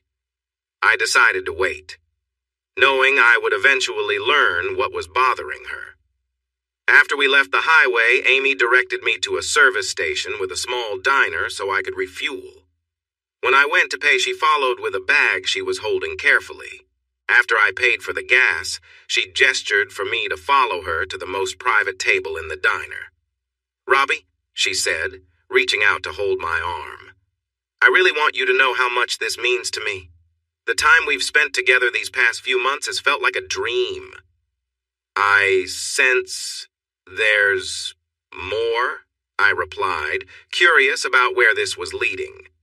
She bit her lip and nodded, opening her bag to take out a folder filled with documents. "There is more to say, but it's not what you think. Please trust me, as what I'm about to share is very important. My parents and my sisters don't know what I'm going to tell you." I looked at her with curiosity as she handed me the folder and asked me to read the papers inside. While I began reading, Amy excused herself to get us some drinks. She came back a few minutes later with a Coke for me and lemonade for herself. The papers were legal forms that warned me. They made it clear that if I said the wrong thing to certain people, I could get into trouble. The people I had to be careful around included my family. The papers reminded me of the annual forms I had to sign for my insurance at Total Build. While I looked over the fine print, Amy watched me sip her drink. She looked worried. When I finished reading, Amy took a pen from her bag and handed it to me. I stared at her. "Do you trust me?" she asked, sounding nervous. I paused to think about the woman in front of me. I had known her since she was 15. Back then, she was very thin and flat.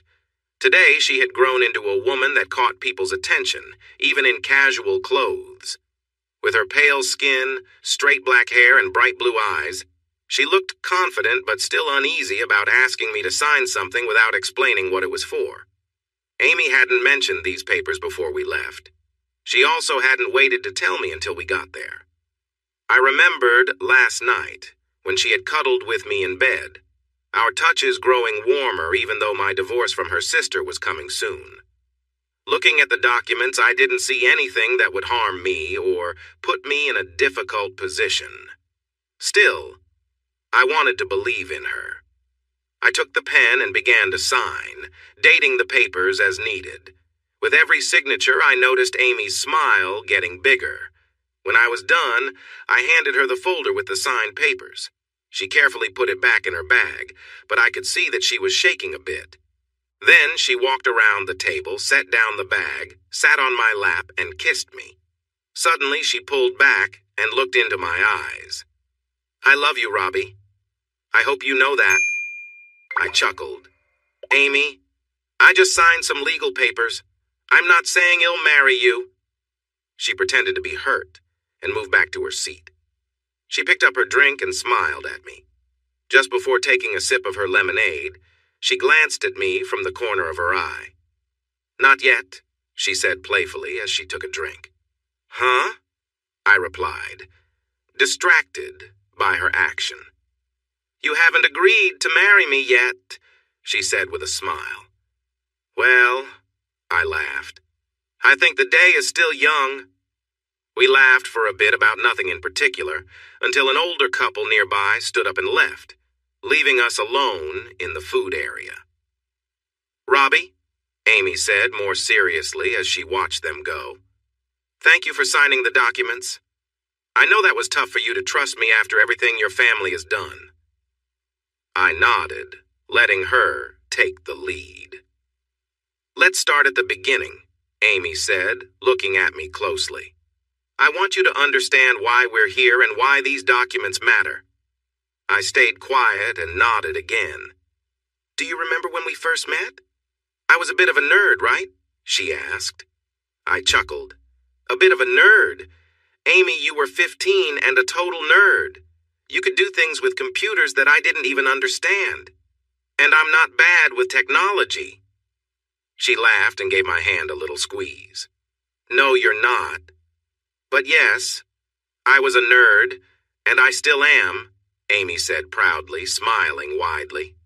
"One of the things I did back then was play with cryptocurrency when it was mainly just Bitcoin mining and not worth much." My eyes widened as I realized where she was going with this, and she smiled at me knowingly. "Yes," she said. "I had a lot of Bitcoins when the price exploded. I was smart to sell most of them at the right times." "So, you're doing well?" I asked, curious about my new girlfriend's financial situation. "That's one way to say it," Amy replied softly. "After cashing out a significant part of my crypto, I didn't just sit back. I took my money, did my research, and started an investment company called Alro. I put 90% of what I earned into the company, and now I spend a lot of time looking at companies and startups that can make good returns. I have a small team, about 6 people live here on the coast, a few in the United States and some in Europe. In the past year, we've done so well that we've had U.S. investors giving us money for our next projects." Amy smiled at me. "You know how Americans like a determined Australian. I'm young, and I can say good day just the way they want, so Alro has been profitable." "How much profit are we talking about?" I asked, curious if she would share. Amy looked at me for a moment before smiling. "After costs, Alro made a $6 million profit last year." $6 million in profit? I was amazed. Yes, and I take a 10% cut of the profit, she added proudly. Wow, just wow. I looked at Amy with a new level of admiration. She had a clever smile that lit up her face. That's why the legal agreements, Amy concluded, wrapping up her explanation. I don't share much about my life with others, especially outside of work. And I've never told my parents because I didn't want them to know. I worried they might ask me for money. They think I have a regular office job and not that I own a company. In a few years, it won't matter since I plan to settle down and start a family. But for now, I want to stay out of the spotlight. I chuckled a bit. My girlfriend had been keeping her success a secret from us all these years. What happens next? I asked. I take you home and we live happily ever after, she said confidently. We both smiled and chatted for a while as I processed what Amy had shared with me. Then we got back in her car, and Amy guided me to her place. When people think of wealthy homes, they imagine big houses on hills or fancy mansions. Amy's home was more of the second type. As we drove through Noosa, Amy had me go up a steep hill to her house, which was now my home too. We passed through large security gates into a beautiful area with palm trees, neat lawns, and colorful flowers. The house itself was modern with interesting shapes and a polished look. Following Amy's directions, I parked my car beneath a shelter. I felt a bit embarrassed to have my old car in front of such a stunning house, but Amy didn't mind. She unlocked the grand double doors with a card and helped me carry in my bags. Inside, I noticed several rooms, but a short walk led us to a living space that had a fantastic view of the ocean. I stood there, amazed by the scenery. Do you like it? Amy asked, wrapping her arms around me from behind. For a moment, I was speechless, taking in the sight. Amy, this is incredible. I've never seen a view like this, I replied. I loved the ocean, and when I trained for my workouts, I preferred running on the beach instead of a treadmill. This would be a perfect spot for me. Amy laughed while holding on to me, and I kept gazing at the view. You should see Mrs. Radditz's view up the hill. She's an older lady who looks out for me. Her balcony view is amazing too. Thank you for appreciating this one. Then Amy took me up a small flight of stairs to the master bedroom. It was nicely decorated with a large TV on one wall, and I noticed a PlayStation and an Xbox set up underneath. I smiled, just like Amy. She was a gamer even at home. The room had an entry to a bathroom and a walk-in closet on one side, and opposite was a balcony with a big glass door that offered more beautiful views. I walked up to the door and opened it to the balcony.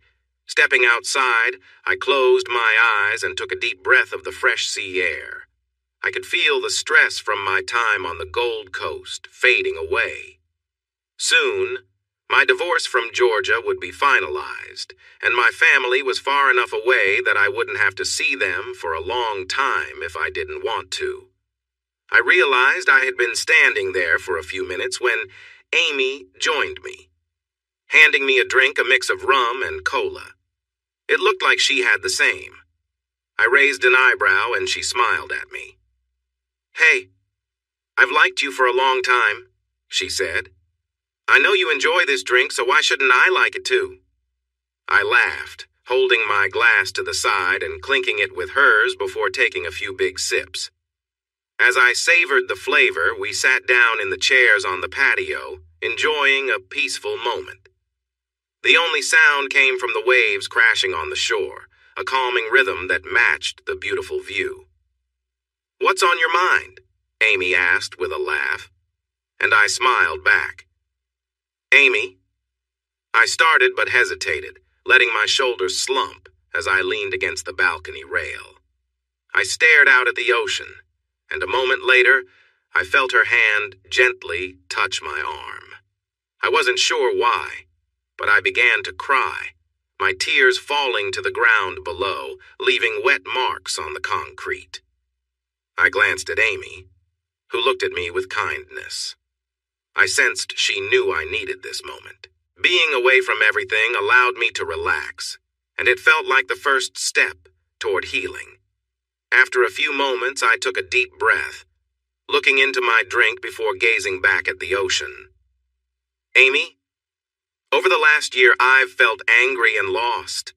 I thought I had a loving family with a wife who was everything to me, and I dreamed of being a dad. I paused, offering her a small, sad smile. She gently touched my hand without saying anything.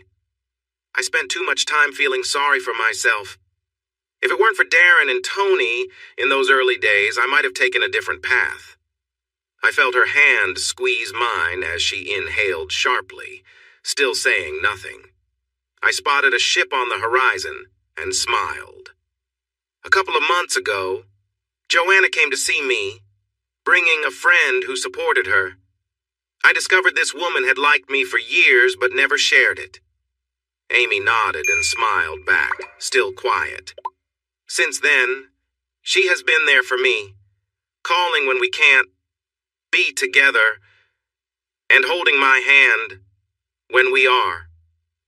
She laughs with me, and I know she will cry with me because her hurt is the same as mine from losing a sister. Then she asks me to run away with her, pointing to the ocean and the house behind us. I realize that not only does she like me, but she has grown to love me. She is wealthy, very smart, has a great sense of humor, and kisses very well. Her stunning blue eyes can compete with the beauty of the ocean around us. I turn to her and gently hold her chin, then move my hand to cup her cheek as I look deep into her eyes. Amy, I say, taking a deep breath as I prepare to express my feelings. You told me earlier that you love me. I know I still have scars from my past.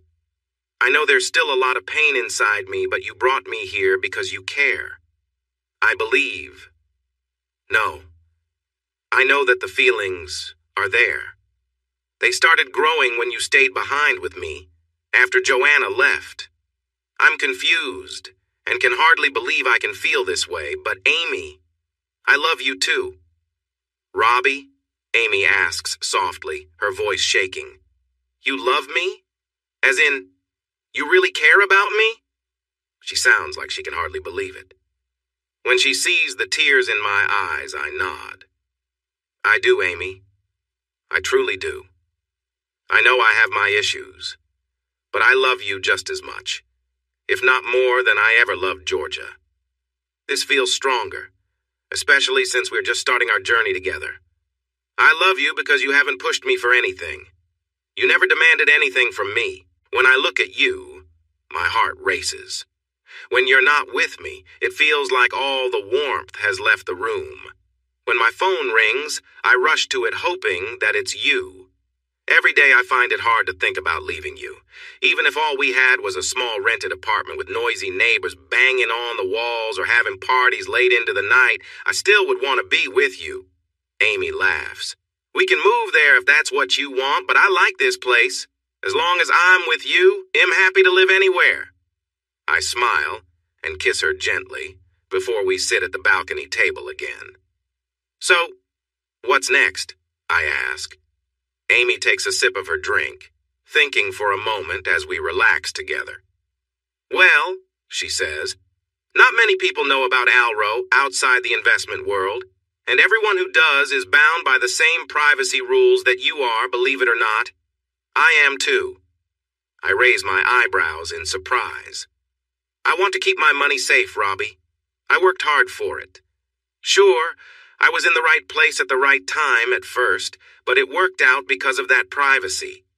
We make investments quietly as private equity. Most of the time, things go well with the right support.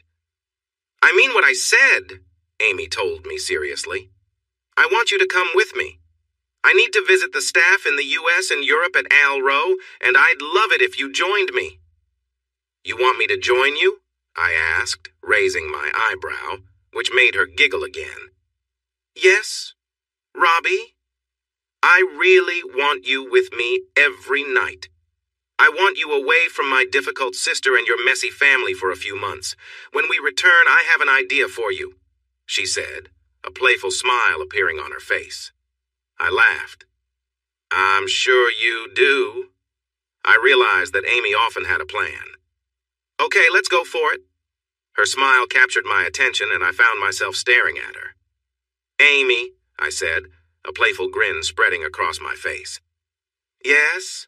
She asked, her expression brightening. Be my girlfriend, I said. She didn't say anything, but she set her drink down and kissed me. That's a yes, I said when she pulled back. She playfully slapped my arm. Of course. I've been your girlfriend since I helped you out of jail. We both laughed and pulled out our chairs, spending the rest of the afternoon discussing all the places she wanted to take me. Later that night, as we walked to a lovely Italian restaurant in the nearby village, we continued our conversation.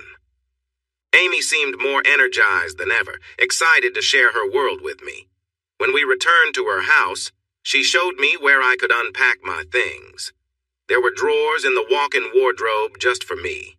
After that, she excused herself to make a few calls and told me to explore the house, take a shower, and relax. I roamed around, amazed at everything. There were 5 bedrooms, and 2 of them shared a bathroom while the other 3 had their own. Every room had a beautiful view of the water. I also found a well-organized workout room with space for weights, a punching bag, and various machines. I was impressed. Then I discovered a media room that could seat 12 people, and a wine cupboard that was well-stocked and temperature-controlled. The kitchen had plenty of space, a butler's pantry, and 3 ovens for cooking.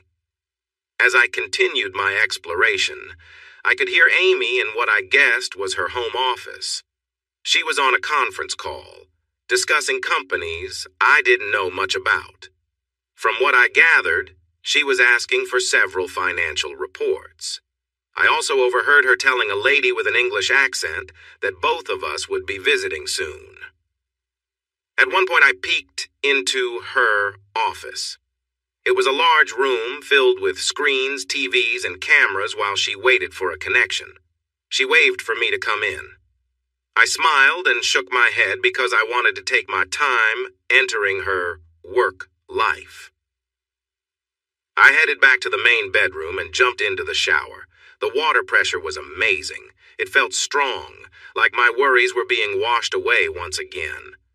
Afterward, I sat outside on the deck, enjoying the view and the gentle evening breeze. I called Darren and Tony to let them know that Amy and I had arrived safely. They wanted to hear about the place. I kept my answers brief, unsure of what I could share. We talked about my training for the upcoming fight. And halfway through the chat, Amy came out onto the balcony with a smile when she realized I was talking to Darren and Tony. I switched to speakerphone, and the 4 of us chatted for about half an hour about the trip. And, of course, Darren asked about my training schedule. I laughed at his question. You should see the gym setup Amy has here, Darren. It's going to be amazing to train in. Quickly, I realized what I said and looked at Amy, worried. She just laughed. It really is, Darren, Amy said, her eyes shining. I use it when I can, but honestly, about a month ago, I set it up for Robbie so he would have a place to train. We will get you up soon. Sound good? Sounds great. I can't wait to see your new place. Robbie, Darren replied, and I could hear the excitement in his voice. I mouthed an apology to Amy, but she smiled and waved it off. She indicated she was going to take a shower and told me to keep chatting. Darren and I talked about preparing for my first big fight, which was set a few weeks later in Brisbane. It would be a significant event since it was my first professional match. Darren thought I was ready. This time we would be driving from different directions instead of together. A few minutes later, I ended the call and went back into the room. Amy, just out of the shower, came into the bedroom. Amy, I'm so sorry about what I said about the gym. Wah. My voice trailed off. I couldn't find the right words. Amy stood in the doorway between the bedroom and the bathroom, wearing something light. It was delicate and didn't cover much. As I mentioned earlier, while Amy and Georgia look alike, that's where their similarity ends. They are only half-sisters, sharing the same mother but having different fathers. Amy's father, Peter, is one of the most relaxed, wonderful guys I know.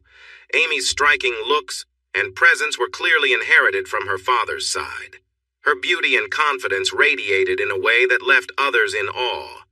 I'd already mentioned her deep black hair and piercing blue eyes, but now, seeing her framed in the doorway, I could feel the strong pull she had on me, both in her charm and her natural grace. Her long, dark hair flowed smoothly over her shoulders, catching the light, and her clear, pale skin had a glow that seemed to radiate warmth and sincerity. She wore just a hint of makeup, enough to enhance her features without overpowering her natural beauty. As my gaze moved downward, I took in her tall and graceful figure. She stood with an effortless confidence, her posture open and inviting as she smiled, clearly noticing my admiration. Her gentle laugh broke my gaze, bringing me back to the moment. "You like what you see?" she asked with a playful smile, moving with a quiet elegance as she approached. "Amy, you're truly beautiful," I replied, feeling a genuine warmth and excitement as she came closer. She laughed softly, teasing me as our eyes met.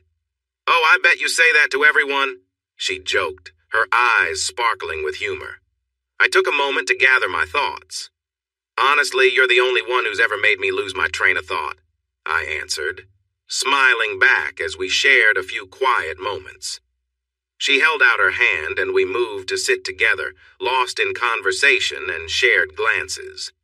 As we sat there enjoying each other's company, we spent the next several minutes simply appreciating the closeness, exchanging smiles and quiet laughter. It was one of those rare, perfect moments where the only thing that mattered was being together and sharing the happiness of each other's company. I felt like Amy was really enjoying herself as she let out a soft sound of pleasure. When I moved to kiss her other nipple, I noticed a tiny drop of moisture forming there. I looked up at Amy, and she was watching me closely, her eyes filled with expectation. Amy blushed when our eyes met. "My breasts are very sensitive, Robbie. I often leak a little when I'm excited. It's not milk, but..." She didn't finish her thought as I kissed her gently. Amy let out a pleased sound. There was a hint of sweetness to her, mixed with a natural scent that reminded me of her. Though I wanted to keep exploring, I was focused on getting to know my girlfriend's body. I moved down and kissed her stomach, noticing her belly button was unique. A cute little swirl that I admired for a moment. As I continued downward, I chose to skip a certain area. For a moment, Amy looked disappointed, as if she expected me to go there.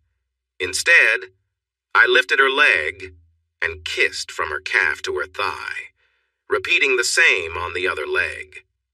By the time I reached her, she was visibly excited, her breathing quickening. I smiled at her and she gave a nod, allowing me to gently move aside her delicate lace. What I saw was beautiful. Amy had a lovely shape and seemed ready for more. I approached her like a thirsty traveler finding water after a long journey. Before meeting Amy, I had shared special moments with two other women, my high school girlfriend and my soon-to-be ex-wife, Georgia. But Amy felt different. I was eager to make sure she was happy, and I focused on her completely. In a short time, Amy felt overwhelmed with joy, and I could see her delight. I kept going, wanting to ensure she felt satisfied. In just a little while, she had reached that blissful moment multiple times, asking me to slow down. She pulled me closer, kissing me deeply, and didn't mind that I was still feeling the effects of our connection. This moment felt different from my past. It was warm and genuine, with Amy embracing every part of it. Amy leaned close, her hand resting on mine as we shared a quiet, tender moment. Her eyes met mine with warmth and care, and I could see the depth of her feelings in the way she looked at me. She smiled softly, lifting her hand to rest on my shoulder as we sat together. "You know," she said, laughing a little, "you're different from anyone I've ever known. I didn't expect to feel this way." We sat quietly for a few moments, just enjoying the peace of being together. She looked at me, her expression thoughtful as though she were seeing something new in me. I reached out, placing my hand over hers, feeling a calm happiness I had felt in a long time. The connection between us felt real and meaningful. As we talked, we began sharing little stories and memories, laughing and learning more about each other. It felt effortless, like being with someone I'd known forever. We spent what felt like hours just talking, laughing, and enjoying each other's company, as if time had stopped just for us. After a while, we lay back, watching the ceiling, content in the simple quiet of the room. There was a kind of completeness to it, as though we had both found something we hadn't realized we were searching for. We exchanged small, gentle touches, hands meeting and resting together, savoring the comfort of being close without needing words. It was a moment of peace, the world outside fading away. As the night deepened, we drifted off to sleep, side by side, knowing this was a memory that would stay with us, a quiet, perfect evening, shared with someone who felt like home. Amy slowly leaned forward, her expression filled with trust and warmth as she looked into my eyes. I could feel the depth of her feelings as she took my hand, holding it close, her touch gentle yet steady. She leaned against me, resting her head on my shoulder, and for a moment, everything around us seemed to quiet down.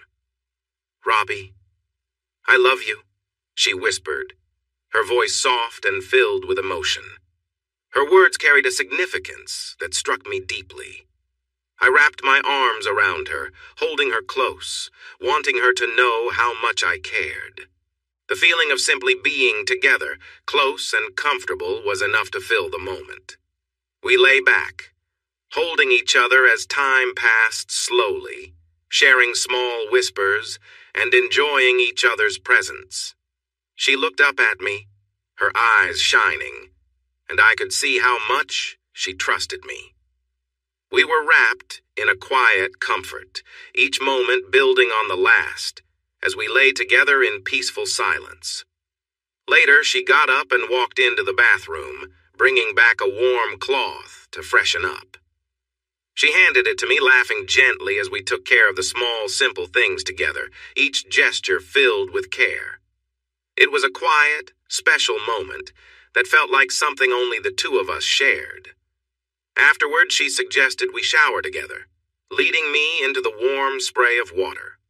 We laughed, talking quietly as we washed, the simple act of helping each other a gentle, meaningful ritual.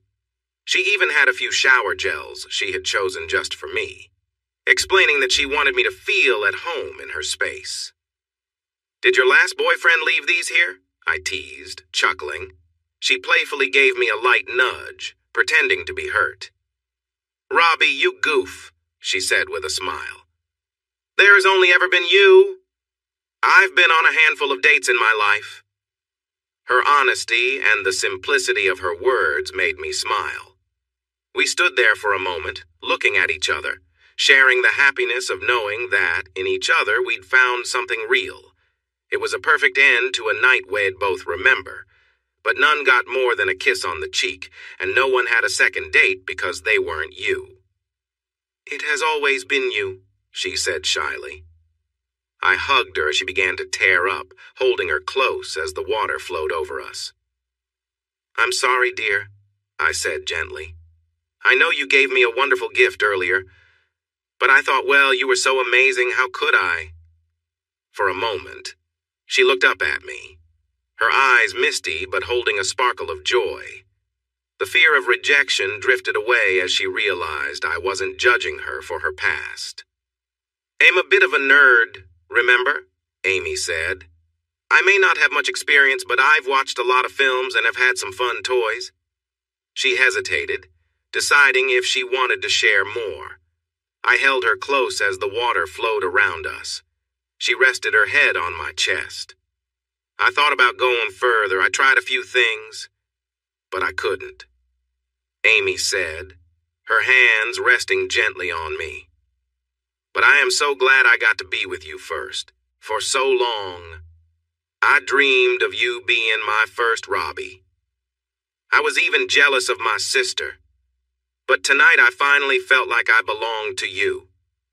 I kissed her softly, and we exchanged sweet words about love and promises for the future. After we got out of the shower and dried off, we returned to the bedroom, changed the sheets, and snuggled in bed, our arms around each other. As we both drifted off, I reflected on the past year. Despite the rough times in my life, I felt thankful that everything had happened as it did, because it led me here, in Amy's arms. I listened as Amy's breathing grew steady and deep as she fell asleep. I kissed her head, feeling sleep pull me in too. I whispered, "I love you," as my last thought. It felt like she tightened her hold and sighed lightly as I finally fell into a deep sleep for the first time in months. The next month was full of activity. Amy introduced me to her team in Noosa, including her housekeeper and gardener who helped keep the place neat, especially when she was away. When they realized who I was, everyone smiled during the introductions. They all knew Amy had liked me for a long time and were glad she was happy. Amy also arranged for me to meet her lawyer, George Brady. He was a distinguished older man, just as you would expect from a top lawyer. At Amy's request, George took over handling my divorce.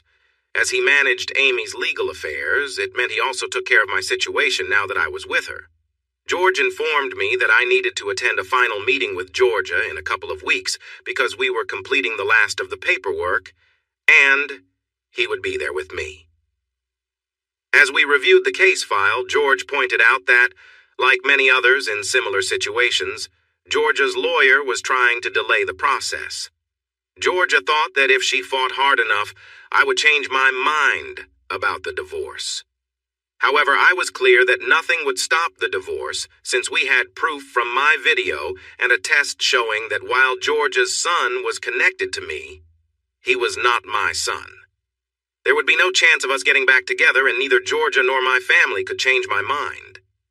I told George that at first, Georgia and my family had tried to pass her child off as mine. But they backed off when my previous lawyer explained that it could be seen as dishonesty and would not look good for any of them if it became known. As my new lawyer, George believed we would not have any trouble finishing the divorce. I was a bit surprised when he changed the subject. Peering over his glasses, he warned me to take care of Amy. He saw Amy less as a client and more like a daughter, so he would be keeping an eye on me. I smiled back and assured him I would be careful to ensure he did not take advantage of Amy, since he was a tough lawyer. By the end of our conversation, we shared a good laugh like old friends, both pushing each other yet showing we cared about Amy. It felt different, but I realized for the first time, I liked a lawyer. Over the next few years, George would become a close friend. I believe Amy and I spent more time with him and his wife, Cynthia, than we did in a professional setting. Amy also asked George to help me update my passport and arrange my visas so that I could travel with her on her upcoming trip abroad. We were set to leave a few days after the divorce was finalized. The last thing on my mind was my first professional fight coming up. It would take place in Brisbane, and I was a bit nervous because it was going to be broadcast on one of the cable channels. The opponent I was facing was a professional fighter from the States. I was to serve as a warm-up match before he faced a well-known Aussie fighter scheduled to fight him a couple of weeks after me. I anticipated the fight to be tough. I knew I could hold my ground against him, but I wasn't expecting to win. I was surprised when Amy arranged for Darren and Tony to sign privacy agreements a few weeks before the fight, bringing them in to help me train for the last 2 weeks. Darren would work with me on my training, while Tony managed my diet. Once they got over the initial shock of Amy's situation, Darren took training seriously, pushing me hard hour after hour. We ran 10 kilometers on the beach 2 times each day. Darren made me run at least half of that on the soft sand before pushing me hard in the gym. Darren worked as a trainer at a gym that focused on martial arts. We met a few years back when I wanted to try different styles. At first, I trained for mental focus. The variety of movements helped me relax and taught me to respond better in my business life. After training with me for a few months, Darren thought I had potential as an amateur MMA fighter. He believed I could benefit from participating in some local matches. Over the years, Darren became my mentor and coach through many fights. Though I had only made a little money from fighting, my reputation increased. Last year, I had a lot of energy to release, which caught the attention of the National MMA League. They wanted me to fight a professional. This televised fight meant we would earn a good paycheck, win or lose. For Darren, even a draw would be almost 3 months' worth of pay. I didn't have a job, so earning some extra money made me feel less like I was living off my girlfriend, Amy. Every other day, Darren changed our routine. We would run twice the distance with a light workout, then spend hours watching my opponent's fight videos to discuss strategy. The best part of my day was the evenings. Amy gave me wonderful massages to help my tired muscles relax. Tony prepared our meals. I was used to strict diets before fights, but this was even more controlled. She managed calories, sugars, and fats very well. Tony was great at cooking, and I was glad the food tasted good. When she wasn't focusing on my diet, Tony spent a lot of time with Amy. I noticed a sisterly bond forming between Tony and Amy. Tony had lost her younger sister in a tragic accident years ago, so I was happy that Amy could provide her with some comfort. On the day of the fight, Amy, Darren, Tony, and I traveled to Brisbane in Darren's truck. I was surprised to see some of Amy's staff there, too. They had never seen an MMA fight before. MMA means mixed martial arts. I used my black belt in karate and my Muay Thai skills together, believing it was a strong combination. In the dressing room, we prepared for the fight. While Amy and Tony watched, I went through my warm-up exercises with Darren, focusing on stretching and movement. The goal was to be ready to face my opponent right away when I entered the ring. The event organizer came in about an hour before the fight to tell us that the reporters and camera crews were ready for the pre-fight meeting. My opponent, Cody McGuinness, was a tall man, standing at 6 feet 3 inches. He was very big and strong, especially in his arms. He had experience in boxing and some training in taekwondo, but boxing was where he excelled.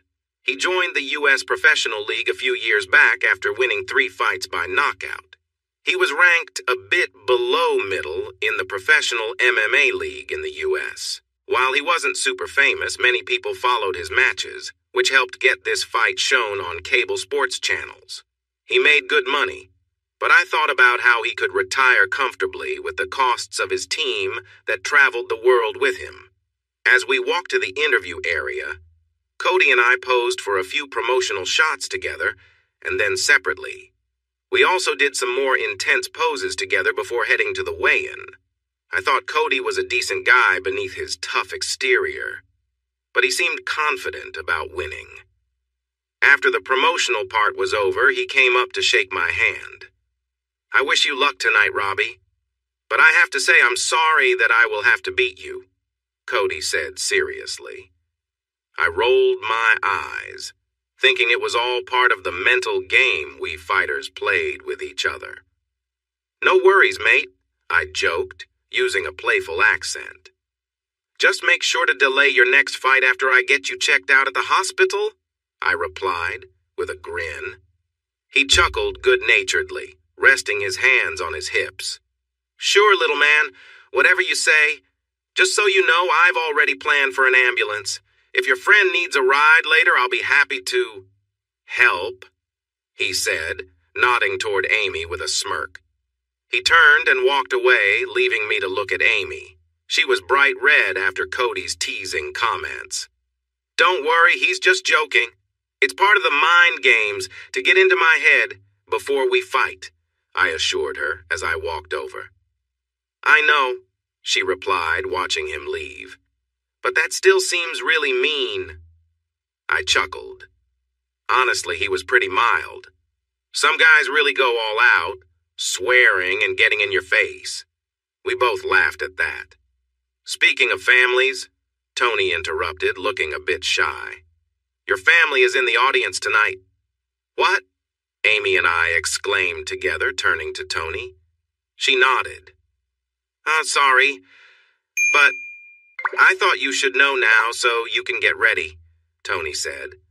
"I saw them in line for tickets earlier." It seemed like everyone was here. Georgia, Joanna, your parents, and even your brother. "Just what I needed," I said, feeling down. Suddenly, Amy pulled me aside. "Use it," she said urgently. "Use what?" I replied. "Them," she pointed towards the stage doors where the crowd would soon fill the arena. "Use the hurt they've caused you to fuel your fight. If you can't move on from it, let it drive you to show them your strength." About an hour later, I was feeling loose and ready when I stepped into the ring. I glanced at my family. They waved, but I looked away. The fight took place in a small arena that was about half full. If it weren't for my opponent, it could have been at a nice gym. The event organizers wanted Cody to get used to the venue for his bigger fight in a few weeks. According to reports, I was just a warm-up for him. The arena had over 700 seats, and my family ended up in the upper sections, which was fine by me. None of them had come to any of my fights before, including Georgia. She thought it was too brutal. And while she liked fitness and a fit partner, she wouldn't attend when we were together. Now that we were separating, it was clear they wanted me back at Total Build. I figured the upcoming court date was the only reason they showed up. Through Amy's dad, Peter, I learned that Total Build was struggling. My parents had to let go of about a third of the staff. They lost several clients because of mismanaged quotes, including the job that started all of this chaos. While she loved being a mom, Peter mentioned that Georgia wasn't happy with Brad Jr. My older brother was not stepping up as a father. After I left, he quickly moved in with my ex-wife. I heard gossip that he preferred drinking or pretending to work instead of being at home. He often referred to his son as the brat, thinking it was funny. So, with some satisfaction knowing my family was having a tough time and my ex-wife was struggling, I was ready to take on Cody with everything I had. Cody entered the arena to a much louder cheer than I received. Music played and a big video showed him off as the top fighter in what he thought was a small scene. We touched gloves and returned to our corners. When the bell rang, we both rushed out fast. Cody, with his boxing skills, aimed for my face with quick punches to throw me off balance. I quickly dodged, going for his legs with some moves I'd learned. He nearly fell 3 times in that first round, but managed to stay upright. He hit me a couple of times. I have to admit they hurt a bit, but I got in a few good hits on his sides, so I knew I had made my mark too. By the end of that round, I felt we were about even. When the bell rang for the second round, I noticed that Cody seemed more careful now. In round 2, we exchanged punches again. As a boxer, he focused on my head, trying to land a knockout punch. He hit me a couple more times, making me feel a bit dizzy, but I fought back hard, landing several punches to his midsection and legs, and even one to his head. Still, he managed to remain on his feet. During round 3, we moved around, and the referee had to step in to separate us when we got too close. That's when I made a mistake. For just a moment, I took my eyes off Cody. I got distracted by my older brother who was laughing and pointing at me. That moment of distraction cost me. Cody's punch hit me right in the face, and I fell hard. For a moment, I was stunned, and the referee started counting. By the time I realized what was happening, he was at 4. I got back up, and the referee looked me in the eyes to check if I could continue. I nodded, but couldn't help glancing at my brother, who was grinning and chatting with everyone around him, his arm around Georgia's shoulders. My parents and sister were laughing at whatever he was saying. I felt a rush of anger. I shook off the last of my confusion as the referee stepped back, and then it was time to fight again. This time, my punches felt stronger, and I started using my legs and knees more. Cody looked surprised, shifting into a defensive posture. He raised his arms to protect himself from the series of punches I aimed at him.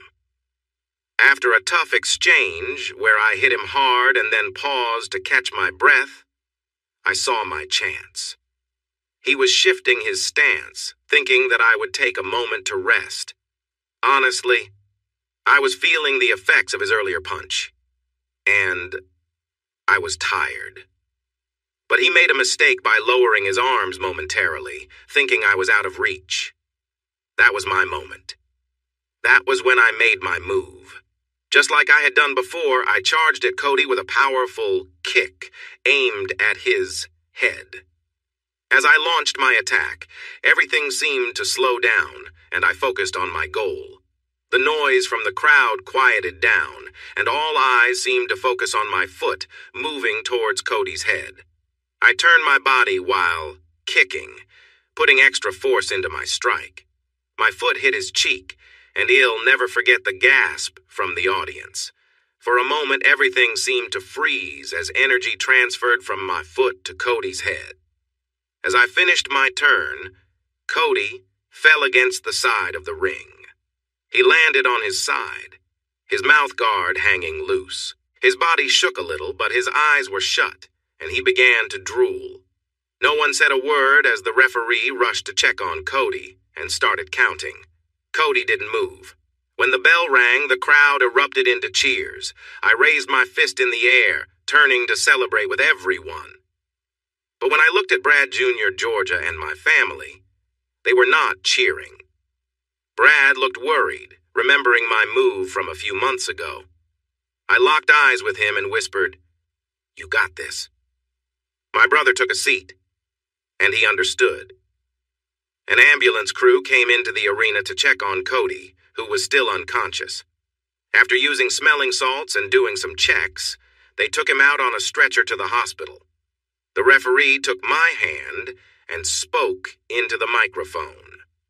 "The winner by knockout, your new champion, Robbie Other," he announced. Soon after, Darren, Tony, and Amy were in the ring. Darren was grinning widely, and Tony was cheering proudly. Amy hugged me tightly. It felt a bit painful, but I was happy. Then she kissed me, which made the crowd cheer even more. I noticed 3 things when I looked up. The sports reporter was excitedly talking about me on camera. Amy wouldn't let go of me. And my family seemed to be arguing with Georgia about her being in the ring with me. I gestured for my family to come over to Darren, Tony, and Amy. They followed my gesture, and we all laughed as they exchanged words back and forth.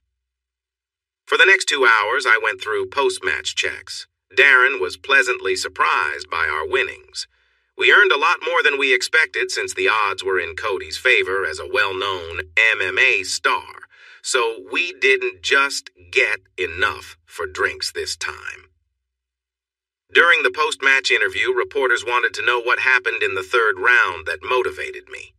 I made up a story about digging deep for strength. Then, they asked about my finishing move. Well, I smiled. I have to thank my brother for that one. He opened my eyes to new possibilities a few months ago. My family might never see the interview.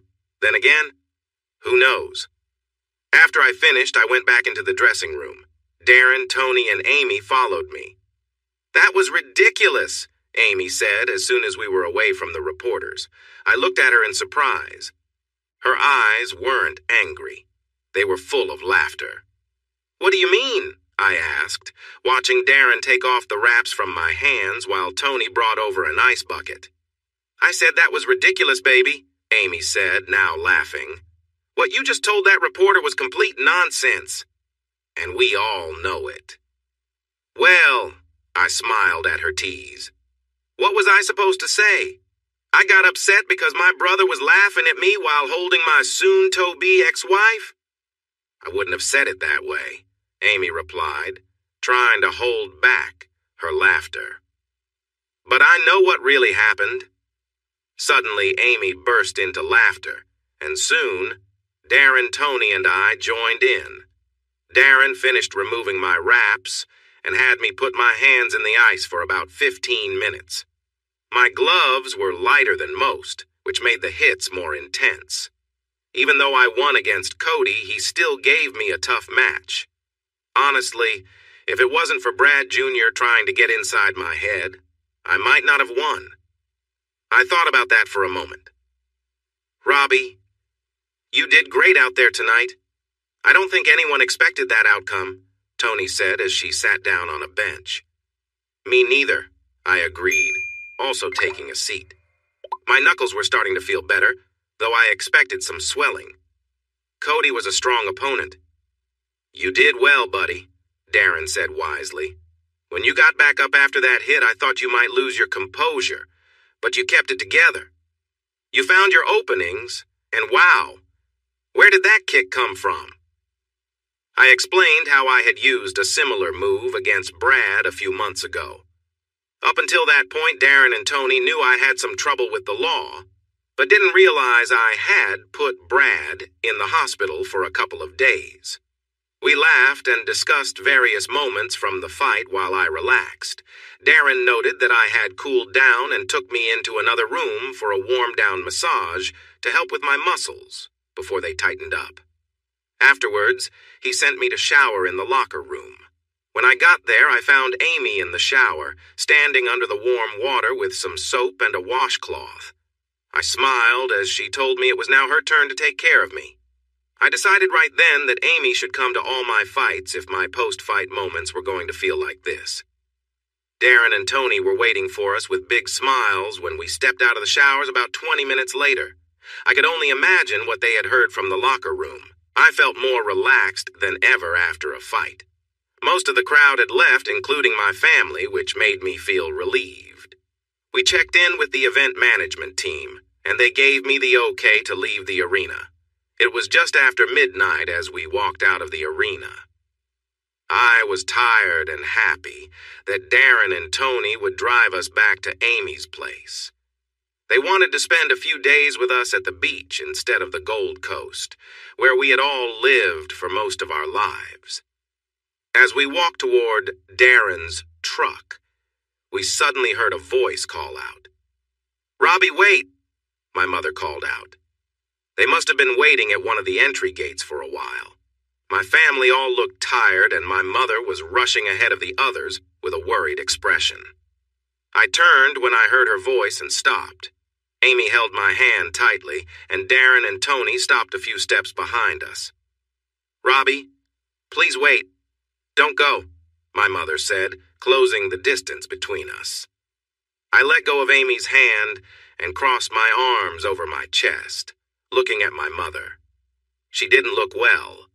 Her hair was almost white now, while just a year ago it had been brown with some gray. Worry lines covered her face. And, though she had never been extremely fit, she seemed out of breath now, like she had run a long way. "What is it, Mom?" I asked, feeling Amy wrap her arm around my waist. My mother glanced at Amy quickly before focusing on me. Robbie. Joanna, Brad Jr., Georgia, and my father caught up, standing in a loose circle around us. Darren and Tony stayed a bit back, with Tony leaning against Darren. My father, like my mother, glanced at Amy, but then directed his attention to me. "Son, come home. It's been a year now. You've had your time away and we forgive you. It's time to come back," he said. Both Amy and I chuckled. "Time away?" I asked, smiling. "Yes, son," my father replied seriously, like he was talking to a young child. "You shouldn't have walked out on us. We need you to let it go and come back." "Right," I replied, stretching the word. Amy scoffed. "And what do you mean you forgive him?" she said, sounding critical. "Be quiet, Amy. This isn't your concern," Georgia snapped at her younger sister. "Amy," my mother said before Amy could say more. Understanding dawned on her face as she glanced at my girlfriend. She connected the dots about the argument Georgia had with Brad and my father earlier. "So you're Georgia's sister?" "Half-sister," Amy answered with a smirk. "But yes, I have that unfortunate link to someone who gets involved with men besides her husband." The sisters shot sharp looks at each other. "Honestly," Amy added with a smile aimed at Georgia, "I think she must get her behavior from her dad. My father is very faithful to our mother." "Stop it, Amy," Georgia said again. "Robbie is still my husband." "Only for a few more days. Then he's all mine," she declared proudly, wrapping her arm around my waist protectively. Georgia glared at her sister. I have to say it was amusing to see them bickering over me. "So you're not even divorced? And you're with your wife's sister?" Brad Jr. attempted to sound serious. "Be quiet, Brad," Georgia shouted back at him. I could tell he wasn't ready to approach me. Amy and I chuckled again. I could hear Darren and Tony laughing softly behind us as well. "At least I waited until I found out my ridiculous brother and ex-wife were sneaking around behind my back with family support," I chimed. "Oh, and Brad. Just between us. You can have Georgia. I think I picked the wrong sister the first time." "Georgia doesn't compare to this little spark," I said, holding Amy closer and gazing at her warmly. Amy returned my look with a soft smile. A moment later, I glanced back at my older brother. He looked a little flushed. I couldn't tell if it was from embarrassment, anger, or jealousy, but he was definitely embarrassed, so I thought I'd tease a little more since they came to see me. "Hey, Brad, did you like my big move tonight? Did it feel a little familiar?" I said with a grin. Brad turned even redder, clearly embarrassed. I was shorter than him, but I was pretty strong while he had let himself go. He glanced at me, but knew he wouldn't stand a chance. I laughed again, but turned my focus back to my father. "So, Brad," I said, shifting the conversation back to the topic at hand as I looked at my father. "Amy asked a good question. What have I done that you think I should be punished for? Shouldn't it be the other way around? You walked out on us, you ungrateful punk," he almost yelled at me. I think my lightheartedness with his other son had upset him. "After everything we did for you, you just left." "After everything you did for me," I replied, tilting my head. "After everything you did?" I asked in disbelief, struggling to understand his words. My sister Joanna, always ready to jump into a conversation, had to get involved. She certainly had a knack for picking the wrong side. Maybe that's why she never seemed to hold on to a relationship. Under that brown hair, she always seemed a little out of touch. "Your job, you know," Joanna exclaimed, her nostrils flaring. "Mom and Dad gave you a job right after high school, letting you study while you worked. Dad thinks you threw it back at them, that your little outburst is hurtful." Everyone could see what my parents were saying, but they didn't want to admit how I felt betrayed, or why they still thought it was okay to treat me like they did. I turned to my parents. "Brad, Hattie," I said softly. Both Mom and Dad looked at me. Thank you for the job after high school. They smiled back. But the university was through a scholarship. I worked hard for that, and I never let my work disrespect what others have given me. Their smiles faded. I never let my training interfere with my job, and I never allowed my siblings' lack of effort to stop me from getting my work done. Can you say the same? Of course we can, my father replied quickly. Really? I shot back before he could respond further. So your family life is going great, and the business is thriving without me? They were silent. I didn't think so, I concluded. I lifted an eyebrow and looked at Georgia. Under my gaze, she took a small step back. My parents looked at her a bit embarrassed. Look, I sighed. Nothing has changed in a year. I asked all of you to give me space. I told you I wanted nothing to do with any of you, but you keep coming after me, acting like it's my fault your lives are difficult. It's not my fault. You all should be looking at yourselves. That's not fair, Robbie, Joanna pushed back. It's not our fault things went wrong for you. As soon as she said that, her hands flew to her mouth, realizing what she had done. Finally, someone said something I could agree with. Joanna glanced at Georgia, who was blushing deeply. No one else said anything, for once everyone was left speechless. I'm sorry, Georgie, it just slipped out, Joanna said. Then she turned to me, waving her hand at Georgia while glaring at me. See, if you had just followed the plan, I wouldn't have embarrassed my sister-in-law like that. I couldn't help but laugh, and I noticed Amy chuckling beside me. Look, as great as it is to see you, I said sarcastically. I appreciate everyone cheering for my fight tonight, but unless there's something really important to share, we have a long drive home. Where are you living? My mother asked. Far away from all of you, I replied, maybe a bit too sharply. You're staying with my sister, Georgia said, glaring at Amy. Sister? Amy said cheerfully, highlighting the tension. Sorry, sis, but I've only been with one guy in my whole life, and I'm not letting him go. I'm with Robbie now. You missed your chance. All right, ladies, I said. Georgia, it's time for you to move on. I don't want anything to do with you after how you treated me. The child isn't even mine. Amy, I said. She looked up at me with big eyes. Easy now. Amy gave a playful bark and smiled, looking quite happy. If she had a tail, I was sure it would be wagging. Everyone else, I told my family, understand that I'm not going back to Total Build. I have no desire to see, hear from, or talk to any of you if I can avoid it. But why? My mother asked, her voice sad. Do you really need me to explain after everything that happened this past year? Have you heard anything I've said? I replied. Come on, son.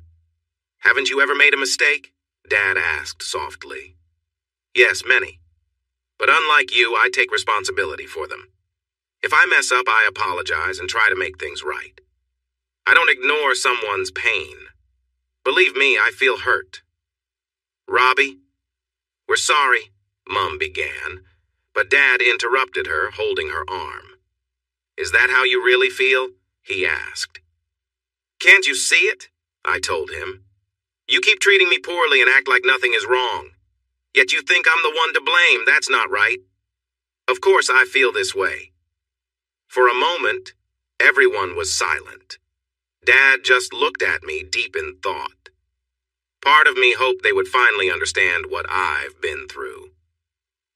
All right then, Dad said. We all turned to him. If that's how you feel, then you're out of this family, Dad said. Everyone gasped, including me. You think you're so special just because you're hurt, Dad continued. I could sense a lecture coming. But here's a reality check. You are not special. You were an unexpected child that we never planned for. Your only purpose was to support the company. You want to know why we never told you about Brad and Georgia? Because you didn't deserve to know. You've always believed you were better than everyone else. From what I see, you haven't worked since you left us. You've been living with some people who aren't really helpful and with your wife's half-sister. No, Brad, my mother said softly, trying to calm my father, but he didn't seem to notice. We gave you a year to sort things out, my father continued, spittle forming at the corners of his mouth. We came tonight to make peace and offer you a chance to work with us again, expecting you to accept our kindness. But what do we find? A young man who thinks he deserves an apology and that he doesn't have to change. You're dreaming, kid. Brad Jr. smiled widely. Joanna glanced back at me, looking a bit worried, then at our father. I shrugged in response. But Dad was not done. So you choose to keep being difficult? Dad said. Fine, we can do that. Tomorrow, we'll visit the lawyers to remove you from our wills. We'll take action against you for hurting Total Build. You'll regret not accepting our forgiveness. For the rest of your life, you'll remember when we took everything from you, leaving you with nothing and making you pay us back for years because you couldn't get your act together. Are you done? I asked, raising my eyebrow. I was close to smirking. Not even close, my dad replied angrily. I'm going to do everything I can to make sure you never have a good job again. Anytime I hear you have a job, I'll call them and tell them what a failure you are. I'll do my best to keep you struggling until you come back to us begging for our kindness. But then you'll find out there is no kindness left for you in this family. You'll be alone with nothing. Wow, he really means it, Amy said with a mocking tone, clearly enjoying the moment. And you better watch yourself too, young lady, my father warned. If you stay with him, I'll make things hard for you as well. Don't think I didn't hear. You went right to him the moment you could. You should be ashamed for wanting your sister's husband. Really? Amy asked, her smile growing. She pulled out her phone and showed that she was recording the conversation. Could you say that again? Oh, great one. This way. Robbie and I can listen to this while we try to make ends meet. My father paused for a moment, then looked at her phone. Everyone held their breath for a moment. From this day on, my father said in a serious tone, Robert Other is no longer part of this family. He will no longer benefit from it and will be removed from our wills. If he asks to come back, he will be turned away. As the owner of Total Build, I will take legal action against Robert Other for leaving his job at such a crucial time. I will also reach out to my connections to make sure that every possible employer and our suppliers know that we welcomed him back, but he declined. Our family will also make sure that you and Robert Other have no peace. We will teach you that you don't cross this family. Is that clear enough for you? Perfect, Amy said, putting away her phone. My father scoffed, and the rest of the family looked at him in shock. My mother kept glancing between my father and me. I think she realized that things were getting serious for the first time. Do whatever you want, he said sharply, looking at my girlfriend who was smiling. My dad, if he noticed, didn't show it. You're young, and I doubt you can find a lawyer as good as mine. By this time next year, you'll both regret this, with what this family will do to you. He shot me a final sneer, which I matched with my own glare. In that moment, I understood how alike we were. Both of us could be stubborn. I channeled my stubbornness into fighting in the ring. I never backed down. My dad took pride in winning arguments. Without saying anything more, Dad turned and walked away. Brad Jr. and Joanna looked at me as they left, shaking their heads, convinced I was the one in trouble. My mother and Georgia stayed behind, staring at Amy and me. After a moment, Georgia gave a final sad look and turned to leave. That left just my mother. "You really pushed him too far this time, didn't you, Robbie?" she said, concern on her face, not anger. I had never seen her look so torn. "Maybe if you went after him to apologize." "No, Hattie, I don't think that would help. I know I got my stubbornness from him. Why do you think I haven't forgiven any of you? Go, Hattie, follow your husband, but let me give you one piece of advice." She looked at me, waiting. Taking a deep breath, it was time to respond to my father.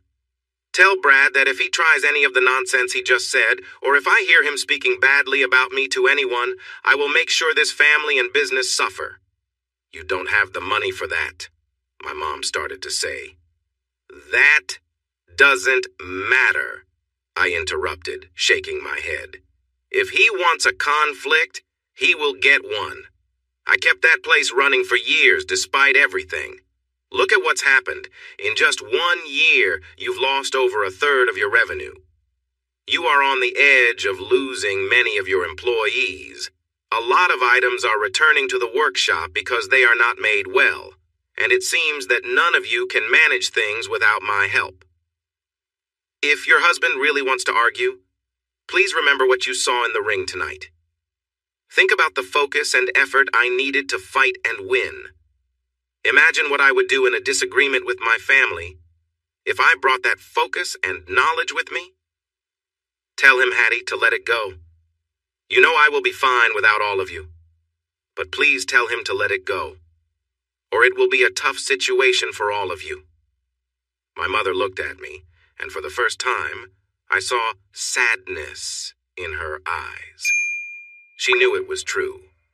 If they came at me, they would be the ones in trouble. "It won't help, Robbie," Mum sighed. "He means what he said to you tonight. I've been trying to convince him, but he won't listen." Tears rolled down my mother's cheeks. "Robbie, your father said that you were unexpected, and that's true," Mum whispered. "But don't ever think you were a mistake. I love you, my dear boy, and I'm sorry. We should have never hidden Georgia and Brad's situation from you or about the child, but I won't regret my grandchild, even if it was unexpected." Mum paused, looking sad. She glanced at me as if she wanted to say more, then looked at Amy. "Please, take care of my son for me. He's alone now, and he will need someone for what's coming." "Oh, we saw tonight that Robbie knows how to handle himself," Amy replied with a hint of pride. Mum shook her head. "Not like this. He doesn't. His father will come at him as he said he would.